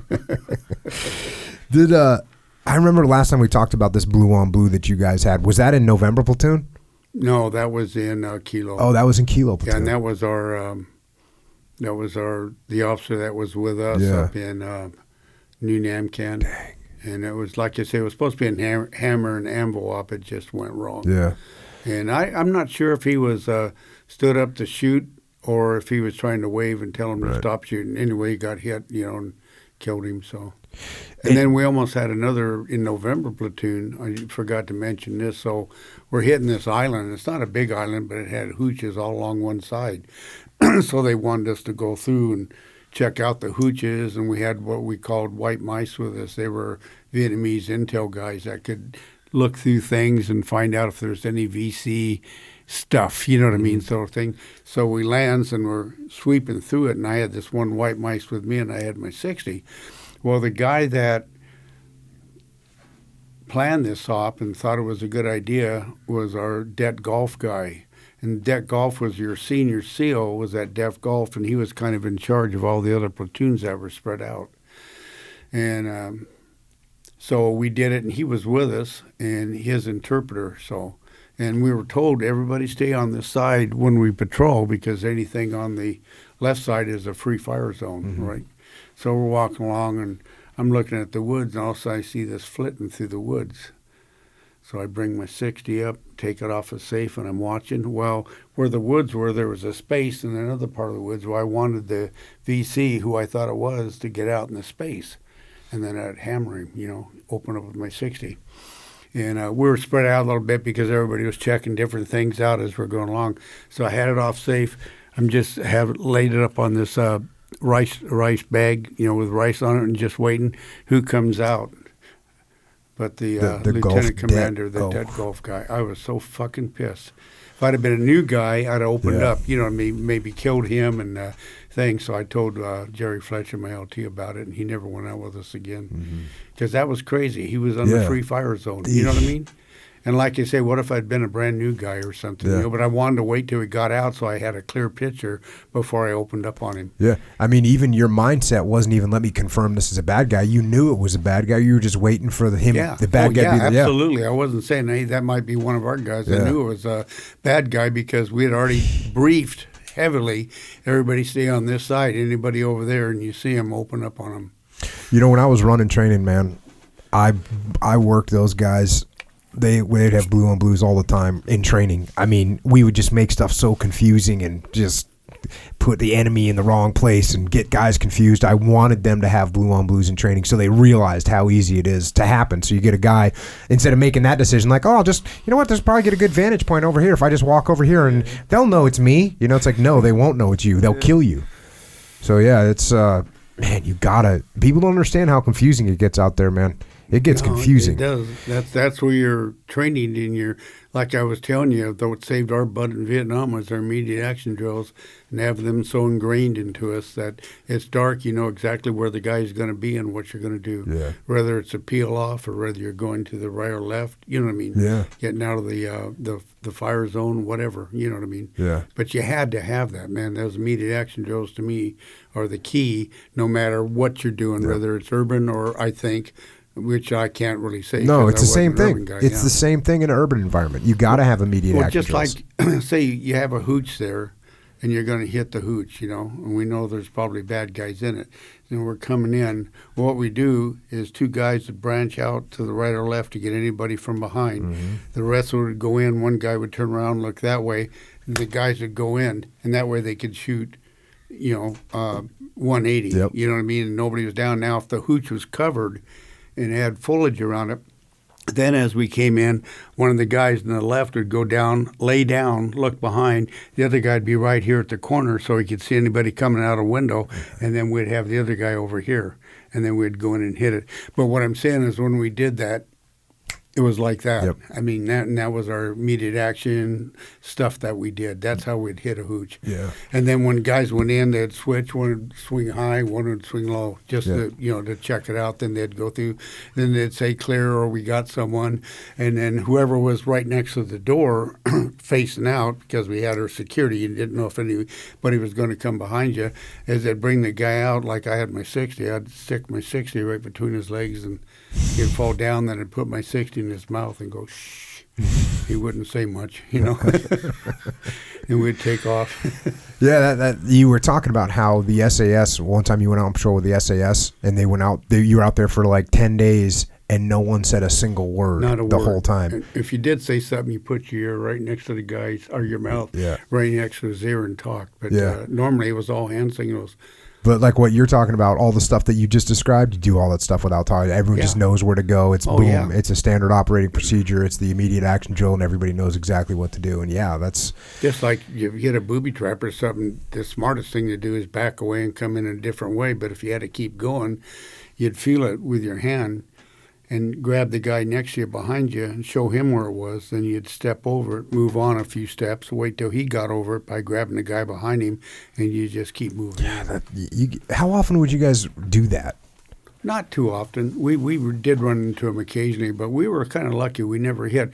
Plus, you'd see you'd be able to pick up the signs if you did happen to go on a trail. Mm-hmm. You could see broken branches facing it a certain way, or little sticks pointing a certain way, or actually we got landed one time in this rice paddy, and we looked after we got off. Everybody started looking around, and all you could see was two-doy signs, which meant minefield. Eesh. So we didn't move. We just called the choppers back in and got on and took off.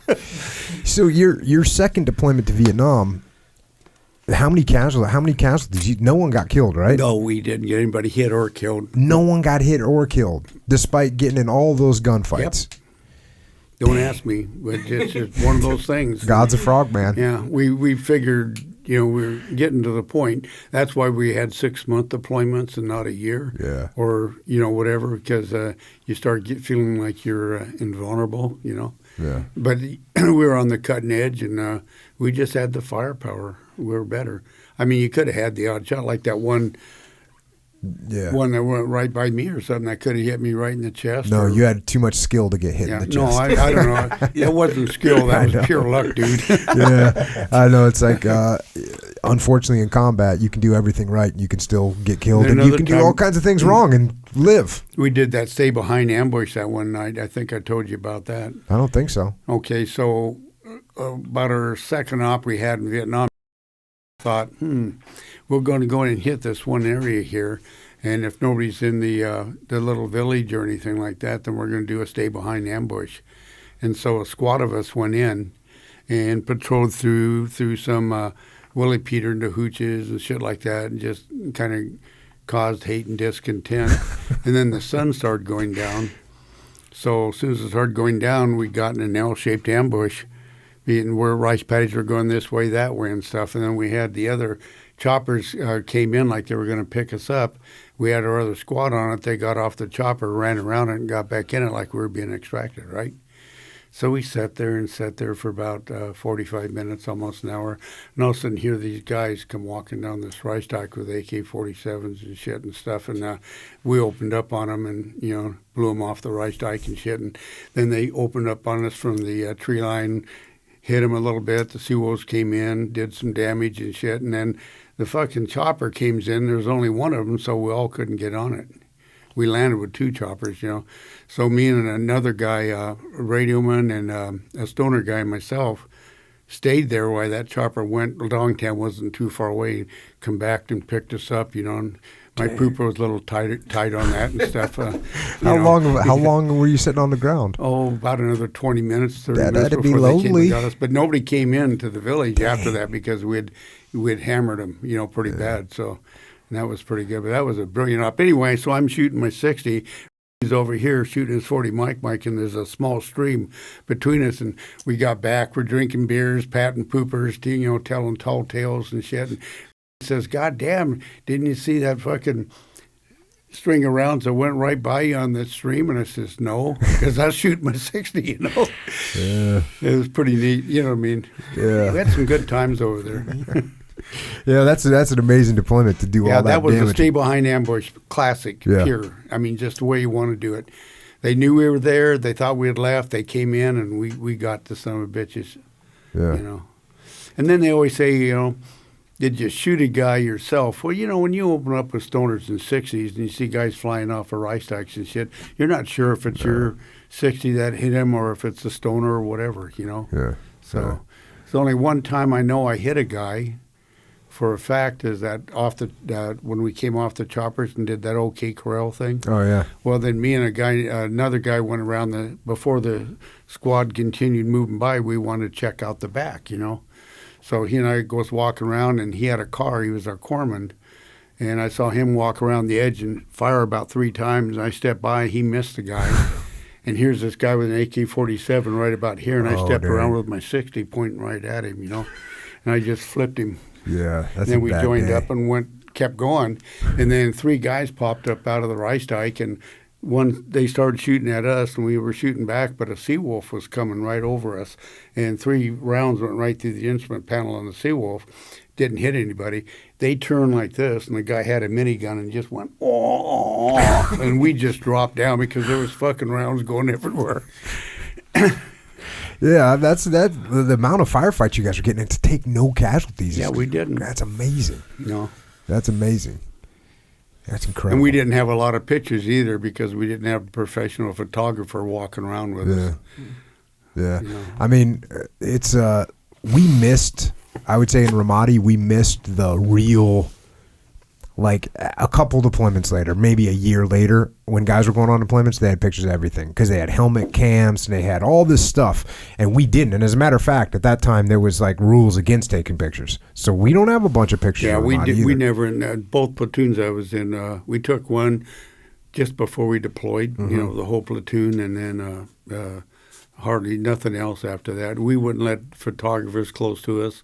We wouldn't let news people even come close. We were on a Vietnamese base anyway. They couldn't get on it. It was perfect. And we just went out and did our thing and had a good time and didn't beat no drums about it. You know what I mean? Yeah. It was good.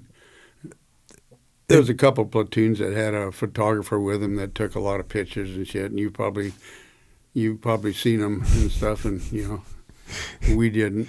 Yeah, and there's platoons. Well, in Iraq, there was platoons that got in trouble. And that's one of the reasons why we didn't take pictures, because there was platoons that had pictures that got exposed and got released, and they were pictures they shouldn't have taken, and they got in trouble. And not just that they got in trouble, but it was bad press for America.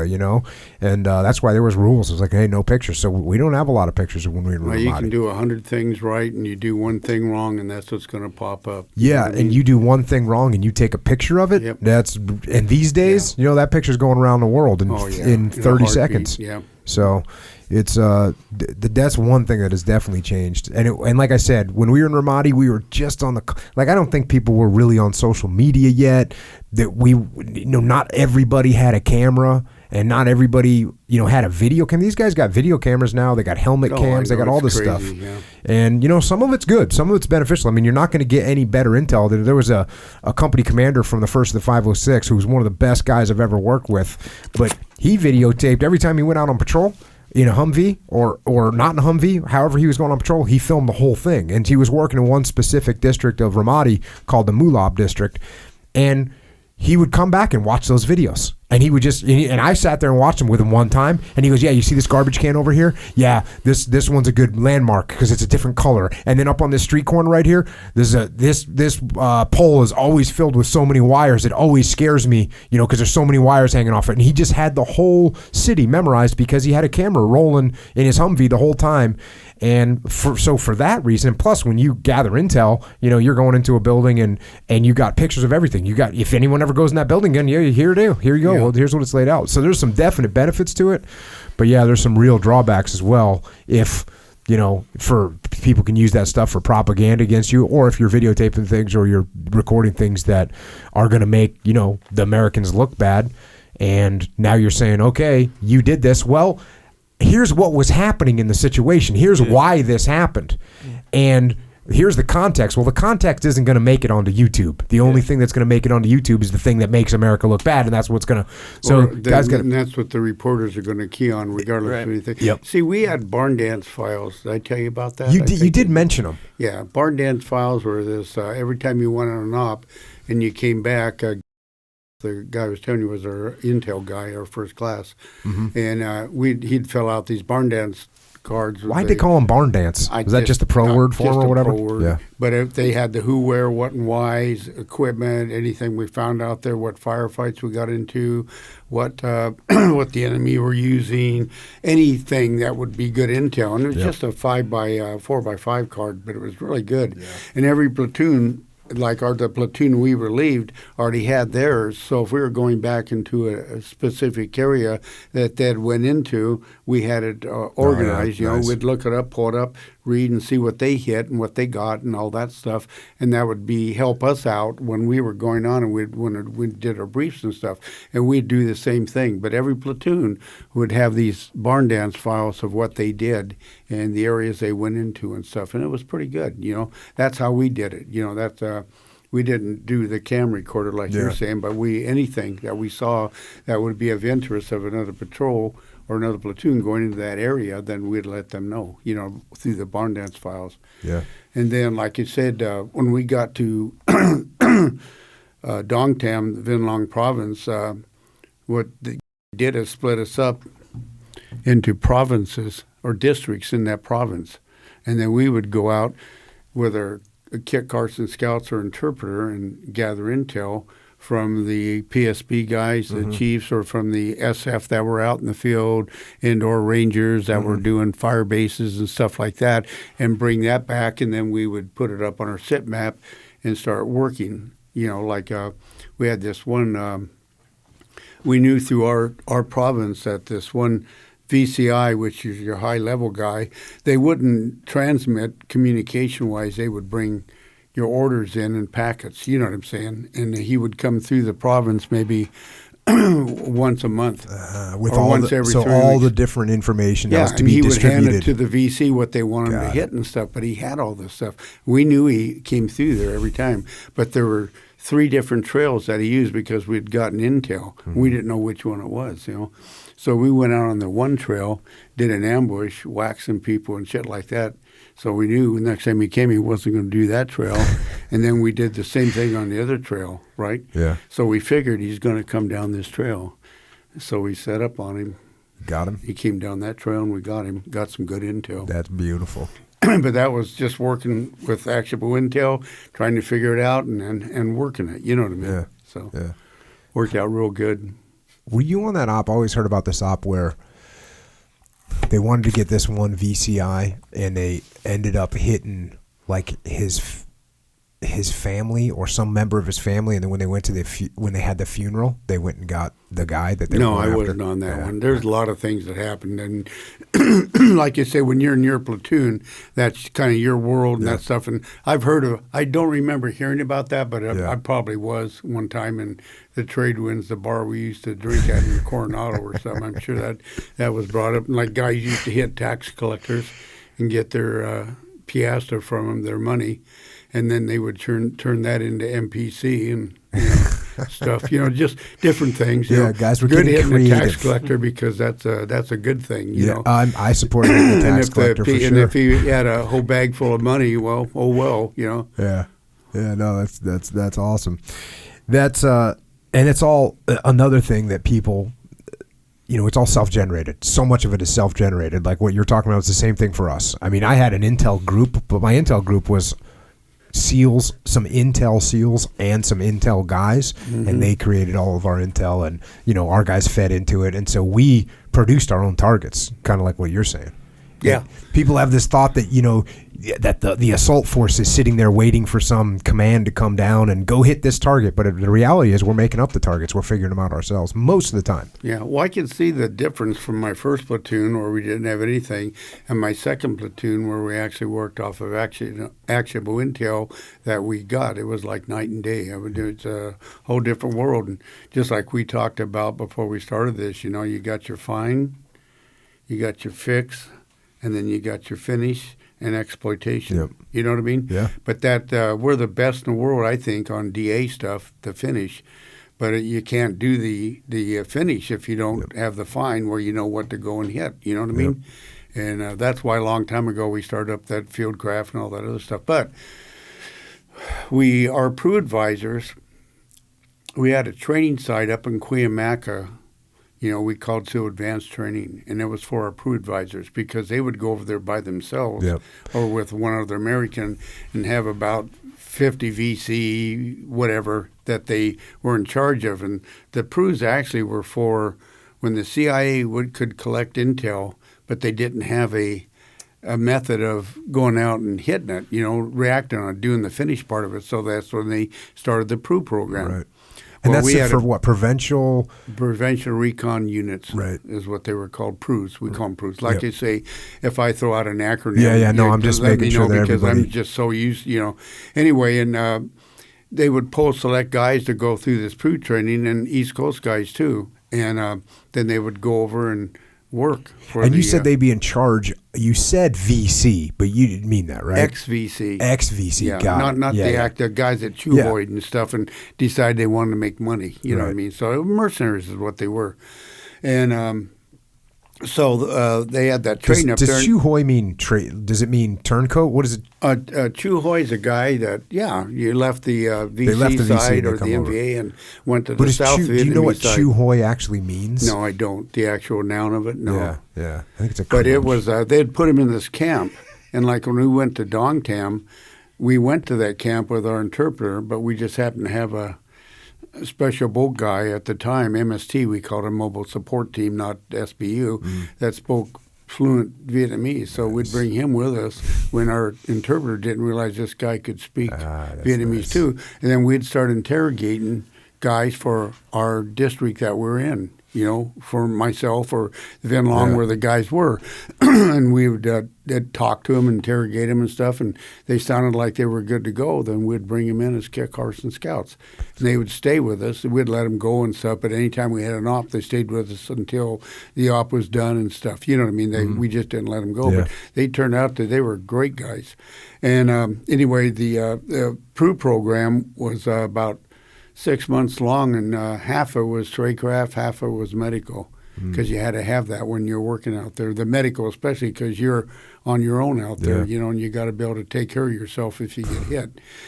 And, and then they would come over, but these guys would also, after they got done, would go into another platoon, and would be able to get that everything he did. But we had about 7 guys or 6 guys, and was one of them that went to a special school like Camp Perry, but it wasn't Camp Perry. It was different. It was a shorter version, and they got that training, and they're the ones that were the cadre for that SAT.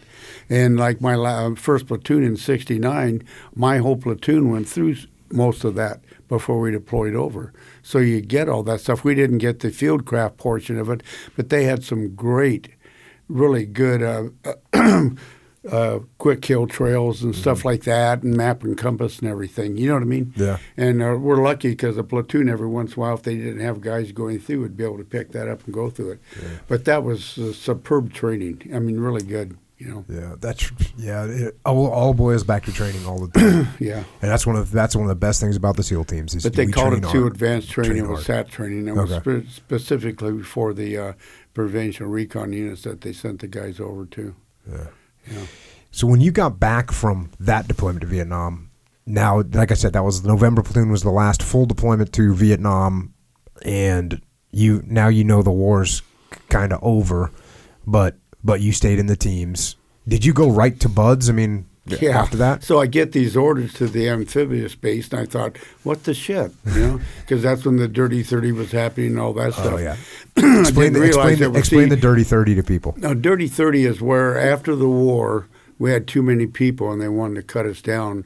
So even though guys just got out of training stuff, they picked 30 guys to go out to the fleet, be divers, EOD and stuff like that, and after 2 years they could come back or whatever, and it was just sucked. It was just one of the low points, I think, of the teams. Imagine you just made it through BUDS or UDT training, whatever they called it back then. It might have been BUDS, and next thing you know, you're going to dive school or somewhere. Anyway, I went over to, and I was really pissed. I went over to BUDS as an instructor. Land warfare was third phase and all that shit, but they still had LD&N program going on then, which is where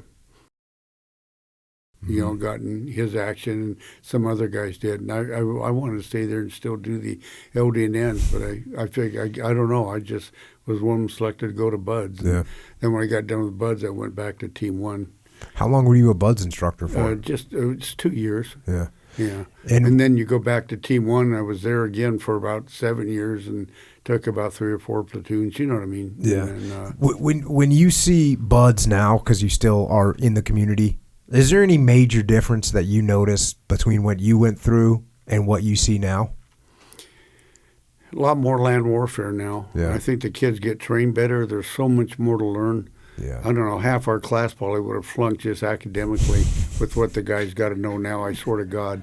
We were frogmen. It was, wasn't that hard. But now with all the comm and everything those guys go through. Are they teaching that stuff in BUDS? They teach comm in BUDS?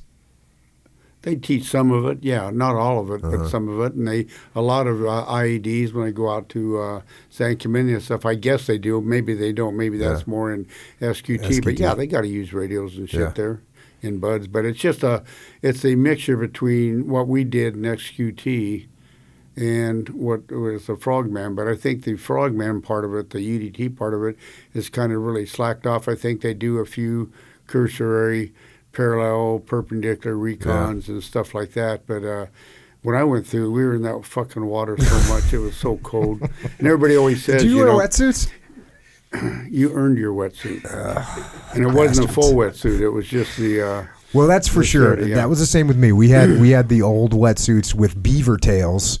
And even when I went through, this is 1991, right? Yeah. And so it's not like you couldn't get a decent, good surfing wetsuit, because I surfed and I knew what a good wetsuit was. So they give me that shitty wetsuit with the beaver tail with the big zipper, a big loose open. It looked like a 1970s disco. There's so much water going through that thing. It was almost not worth wearing. Well, our first swim was in UDTs and no fins or nothing. Mm-hmm. You earned your fins.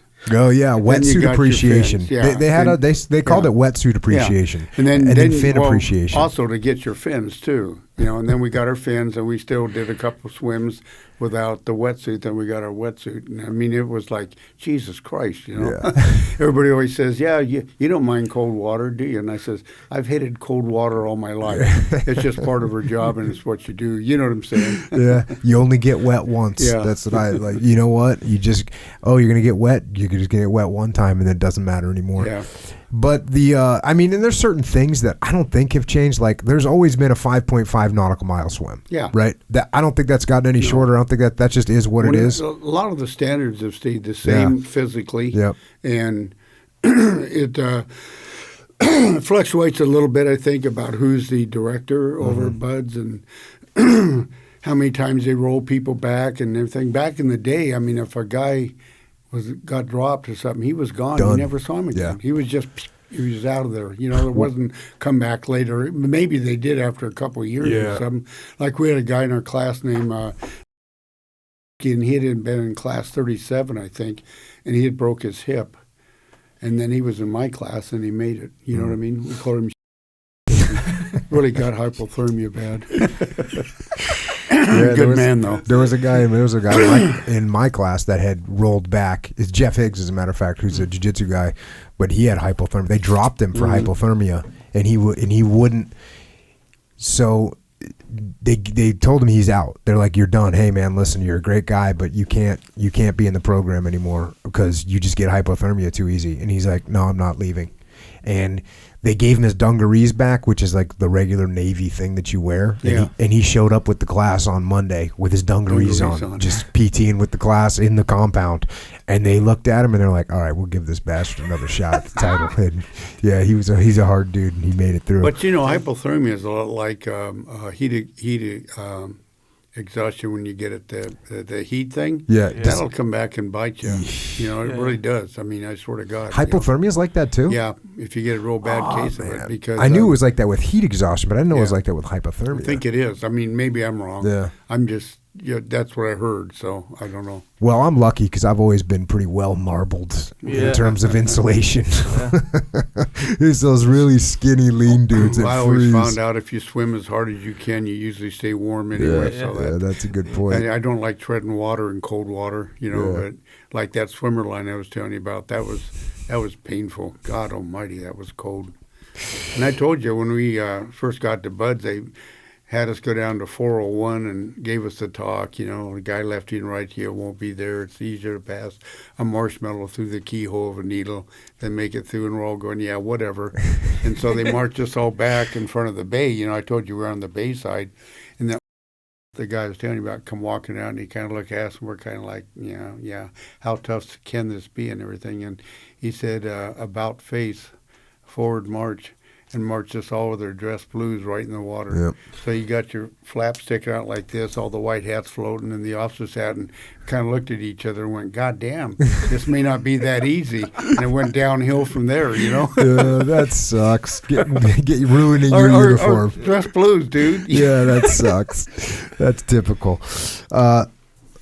So you got done with being a BUD/S instructor. You went back and you did a bunch. How many platoons did you do? I think I did overall 9. Damn. Yeah, that's not that many, but I mean, it was good. Actually, that is a lot. For anyone that's listening, doing 9 platoons is a lot because that's 9 platoons with workups. Yeah, that's like 20 years worth of work right there. And then, I had a story about you. And you got into a fight with some guy at an island. Oh, yeah. Yeah. It was like you got into a fight with some guy at an island. Oh, no, that wasn't. That was this guy that was just out of prison. That's the one. Yeah, that's blue-eyed, Aryan, about 6'6", yeah. Yeah, somehow, I heard the story from my platoon chief, and he said, Roger Hayden's the toughest bastard alive. And I said, he goes, yeah, one time we're out at an island, and there's some guy in a bar, and he's, something happens, and you guys throw down, and apparently you guys had like a legit 5, maybe 10-minute fight. It was terrible, yeah. So I walks in the bar, and I'm just sitting there, and the song kept playing, this Western, she rides the saddle, and da-da-da, on her. Finally, I asked the bartender, God damn, can you play a different song? Guy turns it off, and this great big guy stands up, like I said, he had blonde hair, about 6'4", I think. Just look, the steel blue eyes and stuff, and how come you turned that off? And the bartender pointed right to me. Well, he said to turn it off. And then the guy looks at me, and I went, I don't want to fight. It's just, you just don't get in fights. So I started walking out the door, going across the other bar, which is right across the street, like he wouldn't have followed me. So he follows me out the door. And I turned and looked at him, and I said, now he's going to follow me over there. We'll probably wind up fighting. So I jumped on one foot twice and hit him as hard as I could, right in the jaw, knocked him down. His head went like this and hit the wall, and the sumbitch stood right back up. And I went, holy shit, you know. So anyway, we did about a 10-minute fight, and he actually never hit me one time because I was in really good shape, you know, out in Island, running, and you know what I mean.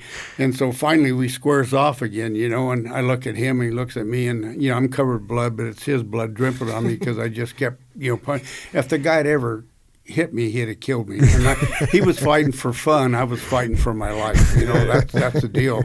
So we squares off again, and finally, I went, I'm not tired yet, and we can keep on fighting, or we can go across the street and have a beer. And he thought about it, and he says, well, let's go have a beer. Puts his arm around me, you know, you're pretty tough for a little guy. And I'm almost crying, you know, going, God, thank God, you know. Now, that's probably the toughest fight I've ever been in. That guy was Jesus. And then I found out he'd been in prison. Yeah, that's what I was. And that's what he did, is weightlifting, box when he was in prison. Yeah, how I got out of that, I'll never know, man. That was the punchline. Was the dude just got out of prison and was a weightlifter and a boxer in prison. Yeah, that was got worn out. A few moments of excitement in that one. And then you became a warrant officer. Yeah, I was a master chief. I was master chief of Group 1. And that was all I was going to do. After that, I wasn't going to go to Warcom or anything. And that's when they came out with the Warrant program. So I put in for Warrant and went Warrant, and then deployed to Desert Storm, came back, and then we started that special program I was in. We did that for about a year and a half. And the benevolence of Warcom decided we didn't need that anymore. So they took us all and put us in to run the first SQT for Group 1 instead of having it at the teams. And then we did that, and then I went from that to start doing OREs. That's awesome. And finished up doing OREs. When I was in my second platoon, all of our new guys went through your SQT. Yeah. We've been going for like 2 hours right now. Just I want to get one more question. Some people listen to the podcast that want to go in the SEAL teams, and you know, any sort of thought on what they should be thinking about when they're trying to get in or trying to go. They ask me all the time. You know, I always say real simple stuff, you know, like, hey, do a bunch of pull-ups, push-ups, dips, swim, run, and don't quit. And that's how you make it into the SEAL teams. Then when you get into SEAL teams, you know, work your ass off. Well, you know, you get all those kids up at the pre-training up at Great Lakes, you know, physically fit, perfect. And it's the mental thing. It's you got to take each day at a time when you get there. And if you finish that day, be real happy, then hit the next day and keep going on. Don't look ahead of what you got to do. But it's like when I was second time I was a bud instructor, I was a master at arms, you know, and I'd get all these guys in, and I'd tell them, if you want to do everything we want to do and have the easy life, go EOD. If you think you're going to be a diver and a working diver, I said, go be a diver. And I told them, if you want to be cold, wet, and miserable, then go in the SEALs.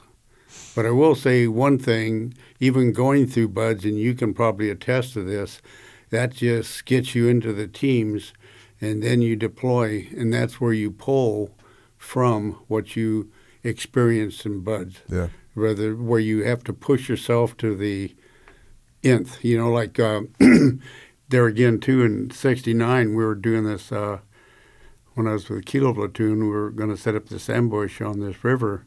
We had to go through about a click and a half of mangrove shit, and that's where it was all gray and shit from Agent Orange and shit.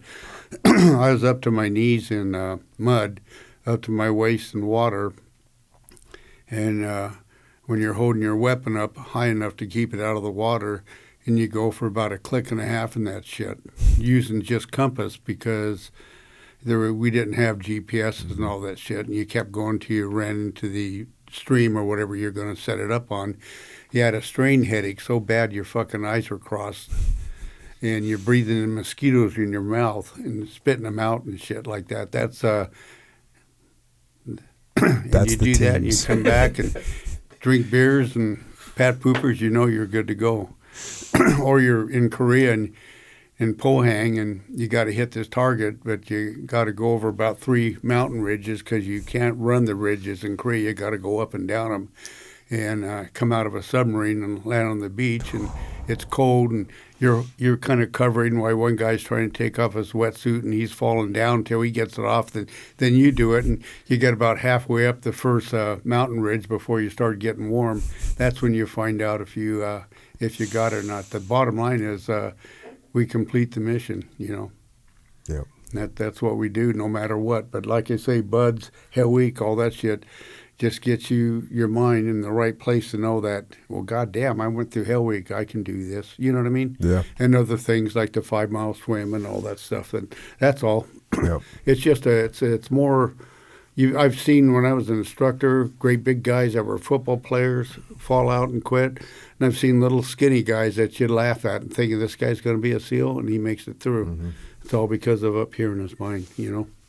Do you agree? I mean, does that sound? And I've always, the buds is a screening process, and you don't actually learn much in buds. It just gets rid of the people that don't want to be there, and the real test comes when when you get into combat, because going into being cold, wet, and miserable for 2 or 3 or 4 or 5 days and training and doing a bunch of push-ups doesn't compare to what you were just talking about. Or I think of the sand and the heat and all that shit that you went through. I mean, I don't like the desert. And I don't like cold in the mountains. You give me the jungle anytime, and I'm a happy camper. Yeah, I don't like mosquitoes, so I'll take the desert or the mountains. But those are the things, I always say that, or I always talk about seeing my guys lined up to go out in Ramadi, and their Humvees are lined up, and like if I wasn't going on the op, it was just like a platoon was going out, and I'd stand there, I'd salute them, like as they were leaving. I'd just stand out there and salute them as they were rolling out, and what it takes to be the lead turret gunner in the first Humvee is more than what it takes to get through buds. That guy who knows that there's been, an IED on the road he's about to drive by. There's been 7 to 10 IEDs a day on that road, and he's the lead turret gunner, and he's going to roll out again, and he did it the night before, and he did it the week before, and he did it the night before that. That's what the test is. And plus that reminds me of when I was on that Boston Whaler too. Where is he? He's up at the top, right? What can people see? Him. Yep. Any rockets or anything like that, you know where it's going to go. Yep. Yeah. Because they're going to want to stop that from shooting, you know what I mean? But just an example, I mean, like when I was in Subic, would be we'd take in Subic is pretty neat because the topography there was, you go from triple canopy jungle down to mangrove to where the lower Mal was, which was their fuel place and stuff. Well, I'd take my guys up to the about 4 or 5 of them up to the hospital, which was up top. We'd go down through the triple canopy jungle, work our way all the way through, spend the night, then come in and hit the lower Mal. So they had triple canopy, regular jungle, and mangrove swamp type of stuff. And they would go into just to kind of let them know, this is what it was like, boys. Yeah, that's all. And that's what it's like. That's what it's like. That's why we train hard and to be prepared for that stuff. So, yeah, awesome advice. Echo, speaking of advice, sure. Do you have any advice on how anyone, if they want to maybe support the podcast or support themselves, how they could do that? Sure, quickly? Of course. Quick question. Sorry. Quick question. You mentioned the booby traps. Like what kind of booby trap? What is it, like tripwires? Oh, God. We went Everything. Before when we deployed, and I don't know if it was, I think it was 70, 71, we stopped in Hawaii and went through the EOD booby trap course that they had, that they'd picked up over the years in Vietnam and set it all up. And after we went through that thing, you didn't even want to go over, just about, because it was unbelievable. But they would do stuff like they'd like to use, you guys would call them IEDs, but they'd be like mortars up in trees and stuff, and they'd use different methods. Like a guy named, he got hit with a command detonated, might have been a mortar, and hit him pretty bad. But sometimes they would take filament down and put fish hooks on it so that you would grab it. You wouldn't feel it on the bottom, and it would pull, set off whatever they had set up. If you usually saw a filament line that was just kind of saggy and everything, you go ahead and cut that. If it was tight, you didn't fuck with it. Like I say, the smart thing to do is to back away and come in another direction. And the way the R Point Scouts did it, they were really good. They would take a thin branch or stick, real thin, just like when you're fishing, you can feel a bite on the line. They would take that and they would hold it kind of in the center, and as we're moving slow, they'd move it. Anytime that thing dipped, they'd reach down and feel it. Like a lot of other times, if you're going down a trail, which isn't a really good idea anyway, but you'd step over a log. Sometimes they'd put pressure detonated stuff over that log if you stepped on it. So you'd always want to go to the side. Just a myriad of things. There was a lot of the stuff was command detonated.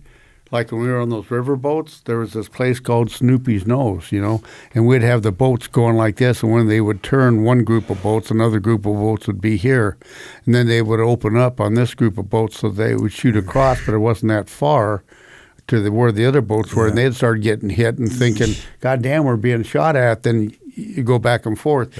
Or they would put a B-40 rocket, and they'd be down here in a spider hole, but they'd have like signal posts, little ones sticking up, and as soon as the boat got right there, they would hit the command thing. A rocket would go off and hit the boat. Everybody would open up here, and these guys would be giggling, taking off. You know what I mean? The EOD guys that we had nowadays in the SEAL teams, the guys that come in, they go through workup with them. They're awesome. You couldn't, if someone normal person was watching, they wouldn't be able to tell who's EOD and who's not. At least when we were in Ramadi, and that's what most of the EOD guys are like. But my EOD guys, talking about not wanting to go over there, my EOD guys, they would put together briefs of like the latest IEDs that's been out there. And this is when we're in Ramadi. And, maybe like once every 2 weeks, they'd put together more of a detailed brief of like, hey, this is what it does. This is this thing. And what we would do is when someone knew, like let's say someone was in from out of town, or we had like a visitor that was going to go on an op with us, they'd give that extended brief to teach the guys. Well, what it actually did was it would just horrify whoever showed up there. That's what happened to us when we went through that Boobie Trap course that they had there. That became like the joke. Like I look at the EOD, like I see their slide come up, and the initial slide in the brief was, I could tell it was the big brief, and I'd look over at the person that was going, like our guest, maybe it was like a senior officer or someone was going to come, or some intel person that was going to go out on an op with us, and I'd look them at the beginning of the EOD brief, and they just have a normal look on their face. By the end of 22 slides later, they'd look like they didn't want to go anymore. No, like the VC would take these stone things you have water in and stuff, right? And if you're going through a village, which we didn't usually sweep through villages and shit, they'd fill about half it up with gasoline. And if they knew the Americans were coming in, they'd take a grenade, wrap, say, rigger's tape or something that would disintegrate. That's what, drop it in there. Then as the guys are going through checking out the hooches and everything, that would go off. I mean, like if we were going to go into a hooch or something, we would tie a string to the door and then pull the door open. Everybody would be down. Or if we saw something, and then where the steps were going into it, sometimes if we weren't hitting it quick, you'd check and see what was under the you know what I mean, see if there's anything. But it's just they were ingenious, man. They were really good. Evil. They beat the French and shit. These guys have been fighting for a couple of years. Man. Anyway, go ahead. I'm sorry. Yeah, no. That was it. It's crazy how they get smarter, and then you guys get smarter with trying to figure it out. Then they're like, okay, they're trying to figure out this, so they get smart. And it becomes that's the game, and the game doesn't stop. Part of the game. Yep. Dang. Speaking of being in the game. Okay. Like that? I'll give that one to you. You took some Alpha Brain today, apparently. I did. Alpha Brain from Onnit. I don't think there is any other kind of Alpha Brain, but nonetheless, I did take some, and we're going to talk about it. Not for too long. So anyway, supplementation. So I was thinking about this. I was taking krill oil, actually, is when I was thinking about this. Where would you be if you didn't take any krill oil or any strong bone? where would you be? We don't know. Behind? We're not going I'll to tell find you, out. you'd be behind. Exactly right.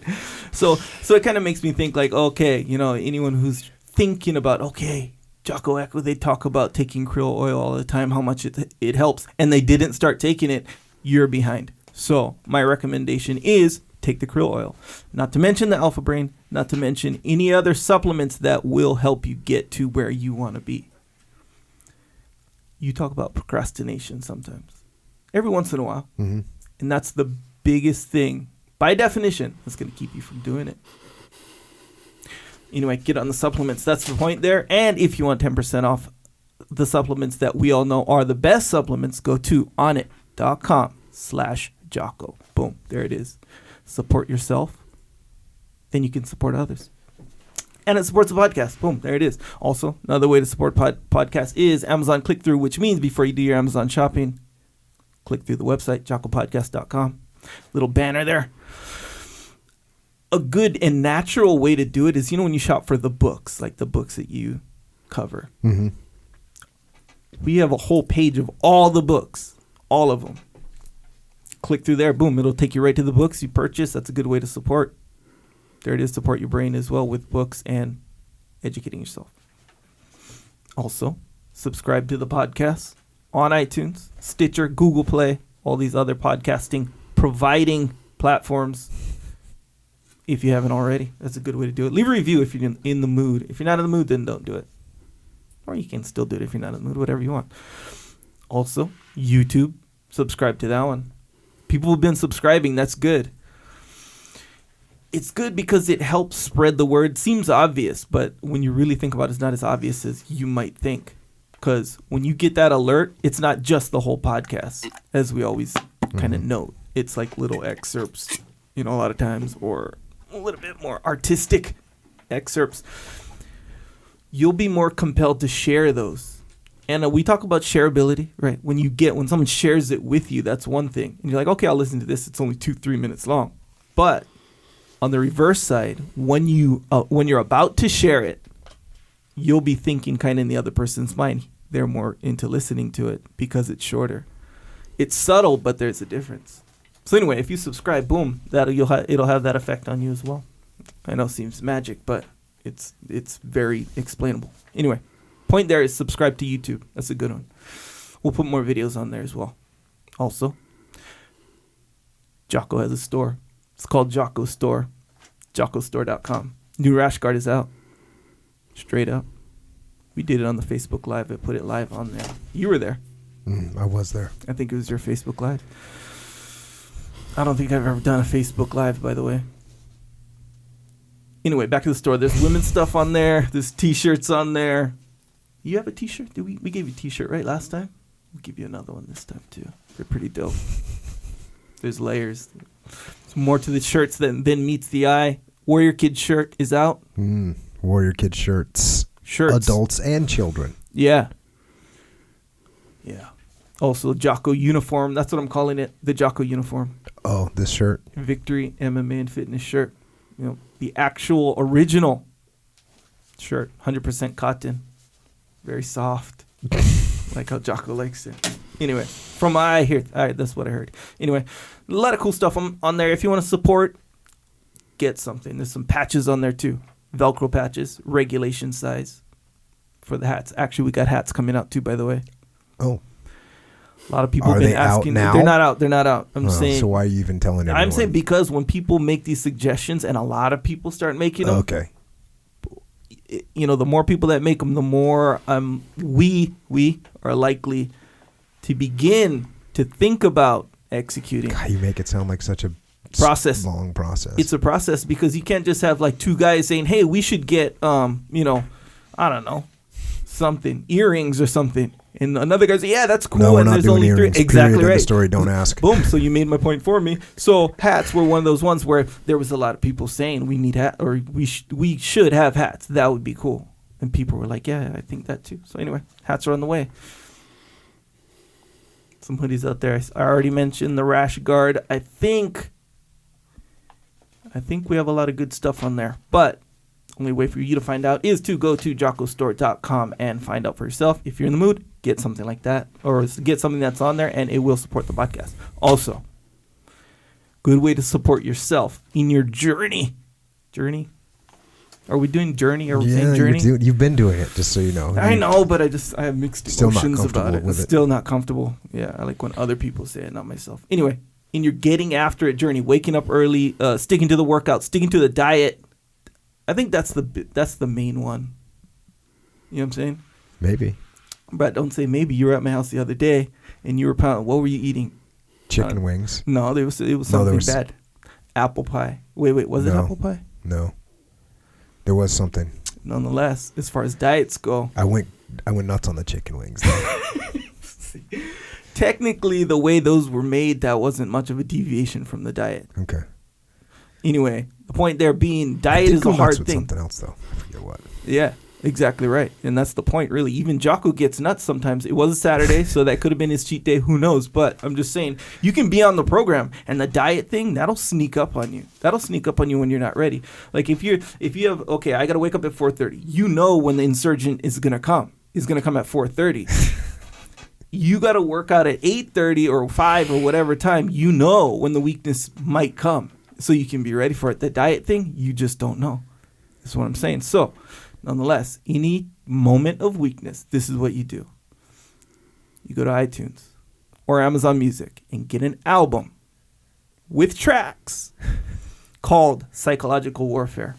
All it is a bunch of tracks. Jocko telling you why you should not skip workout, you should not hit the snooze, you should not eat the donuts.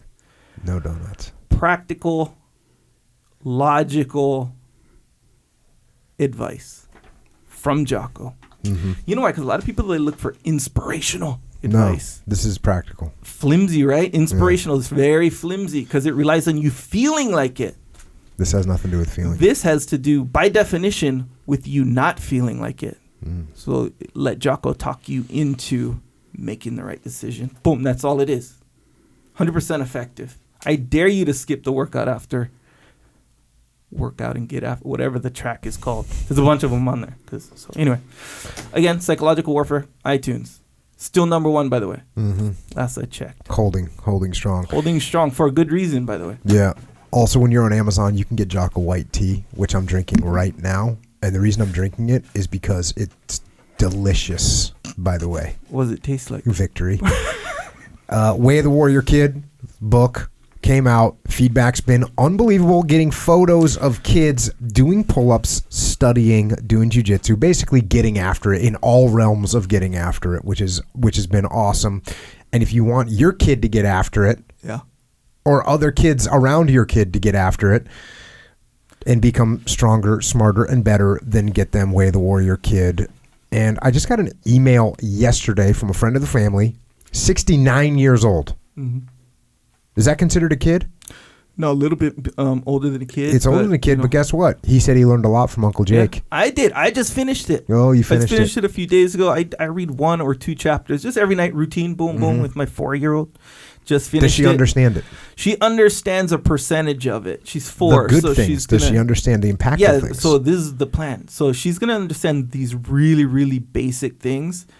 And maybe, I'm going to just read it over and over and over. So it becomes the ethos kind of thing. Yeah. And then after she gets older, she's going to start understanding the details, And then the more older she gets, the more she understands. Just going to be her base way of thought. Her Warrior Kid. Right, the ethos. Boom. This guy, friend of the family, 69 years old, learned from it, and then he went and bought a copy for all of his grandchildren, each of them individually. So that's good. Discipline Equals Freedom Field Manual, Thoughts and Actions, that's coming out. It's available. You can get it for pre-order right now. Extreme Ownership, of course, you can get Combat Leadership applied to business and to life, so you can get that book. Also, if you want to get in the game, you can contact Echelon Front Leadership and Management Consulting Company that we have. That contact is info@echelonfront.com. Also, the muster is around the corner. The Austin, Texas muster, 13 and 14 of July at the Omni Barton Creek Resort. Pragmatic leadership strategies and tactics. that you can utilize day one. No reason to wait around. You'll learn them, and you'll be sending emails in a break to your team, getting things fixed. There's only 300 seats for this because we wanted a smaller venue, and this was the better venue. It's going to sell out, so if you want to come, get your tickets now until the muster. If you have any feedback or questions for us, you can find us actually on the interwebs, Twitter, Instagram, and on the Facebook. And Echo is at Echo Charles, and I am at Jocko Willink. Roger, of course, has no social media. He doesn't care. No. Echo, you got anything else? I thank Roger Hayden again for coming by. Thank you so much. Yeah, I Thanks just for your want to say, service. though, Jocko, my son's been going to jiu-jitsu at your studio for about 6 months now, and Boom. I tell you, he loves it. Yeah. He went to about 2.5 years of this fighting, boxing guy that was really good, and but he says that jiu-jitsu is, plus the instructors you got are top shelf. Yeah. And he really likes it. And he told me to tell you he really enjoys it, and thank you. Yeah, of course. It's great to have our gym, Victory MMA. It's great to have it, and to have it, it's just accessible to people. There's no walls around it. It's an open door. It costs money, of course, because you got to pay rent and all that stuff, but Not that much. not crazy. What's it, $100 a considering- month? You can train anytime you want. Anytime. Anytime you want. Well, not 24 hours a day, but 6 in the morning until 10 o'clock at night. Yeah, compared and to then- other places. Oh, but yeah, that's yeah, like literally 3 times as much training And plus, available. it's not just jiu-jitsu. Yep. You got everything there, and he Yeah. says that's what he likes about it. Yep. It's wide open, and he likes it. So, Yeah, it's got jiu-jitsu, boxing, Muay Thai, wrestling, MMA, CrossFit. It's got everything in there. Yeah, And that's all why day. we built it. Roger, you got anything else? No, I'm good. I'm about burnt out now. Well, hey, man, once again, thanks for coming on. Yeah, my It's pleasure. just awesome to have you on here. And the first time that you were on, I got 1 million. I know you don't do social media, but I got 1 million people saying, please bring Roger back on. Please bring Roger back on. And now that you were on today, and once again, you have a good way of telling little bits of stories that are awesome. And I want to hear like a 1 hour story about Seawolves coming in and dropping bombs and spraying stuff down. I'm like, how does that, I want to learn the tactics of what was going on. So you're probably going to have to, you're burned out for today, but you're probably going to have to get on one more time at least. And, but thanks for coming on again, sharing your story, your experience, your wisdom with us, and more important, of course, thanks for what you did for our country, for the Navy, and of course for the teams. You're absolutely one of the guys that made the teams what the teams are. So thank you for that, Roger. Honor to have you on here. And for the rest of the Vietnam veterans, and I hear a lot from Vietnam veterans, thanks to all of you for holding the line, and thank you for every deployment, for every operation, every mission, every day spent out on patrol, every night spent out in the bush, every helicopter assault, every river operation, every combat sortie, every case of jungle rot and malaria, and every wound received, and every brother lost. Thanks to you all for what you did for us. We will never forget. So until next time, this is Echo and Jocko and Warrant Officer SEAL Roger Hayden. Out.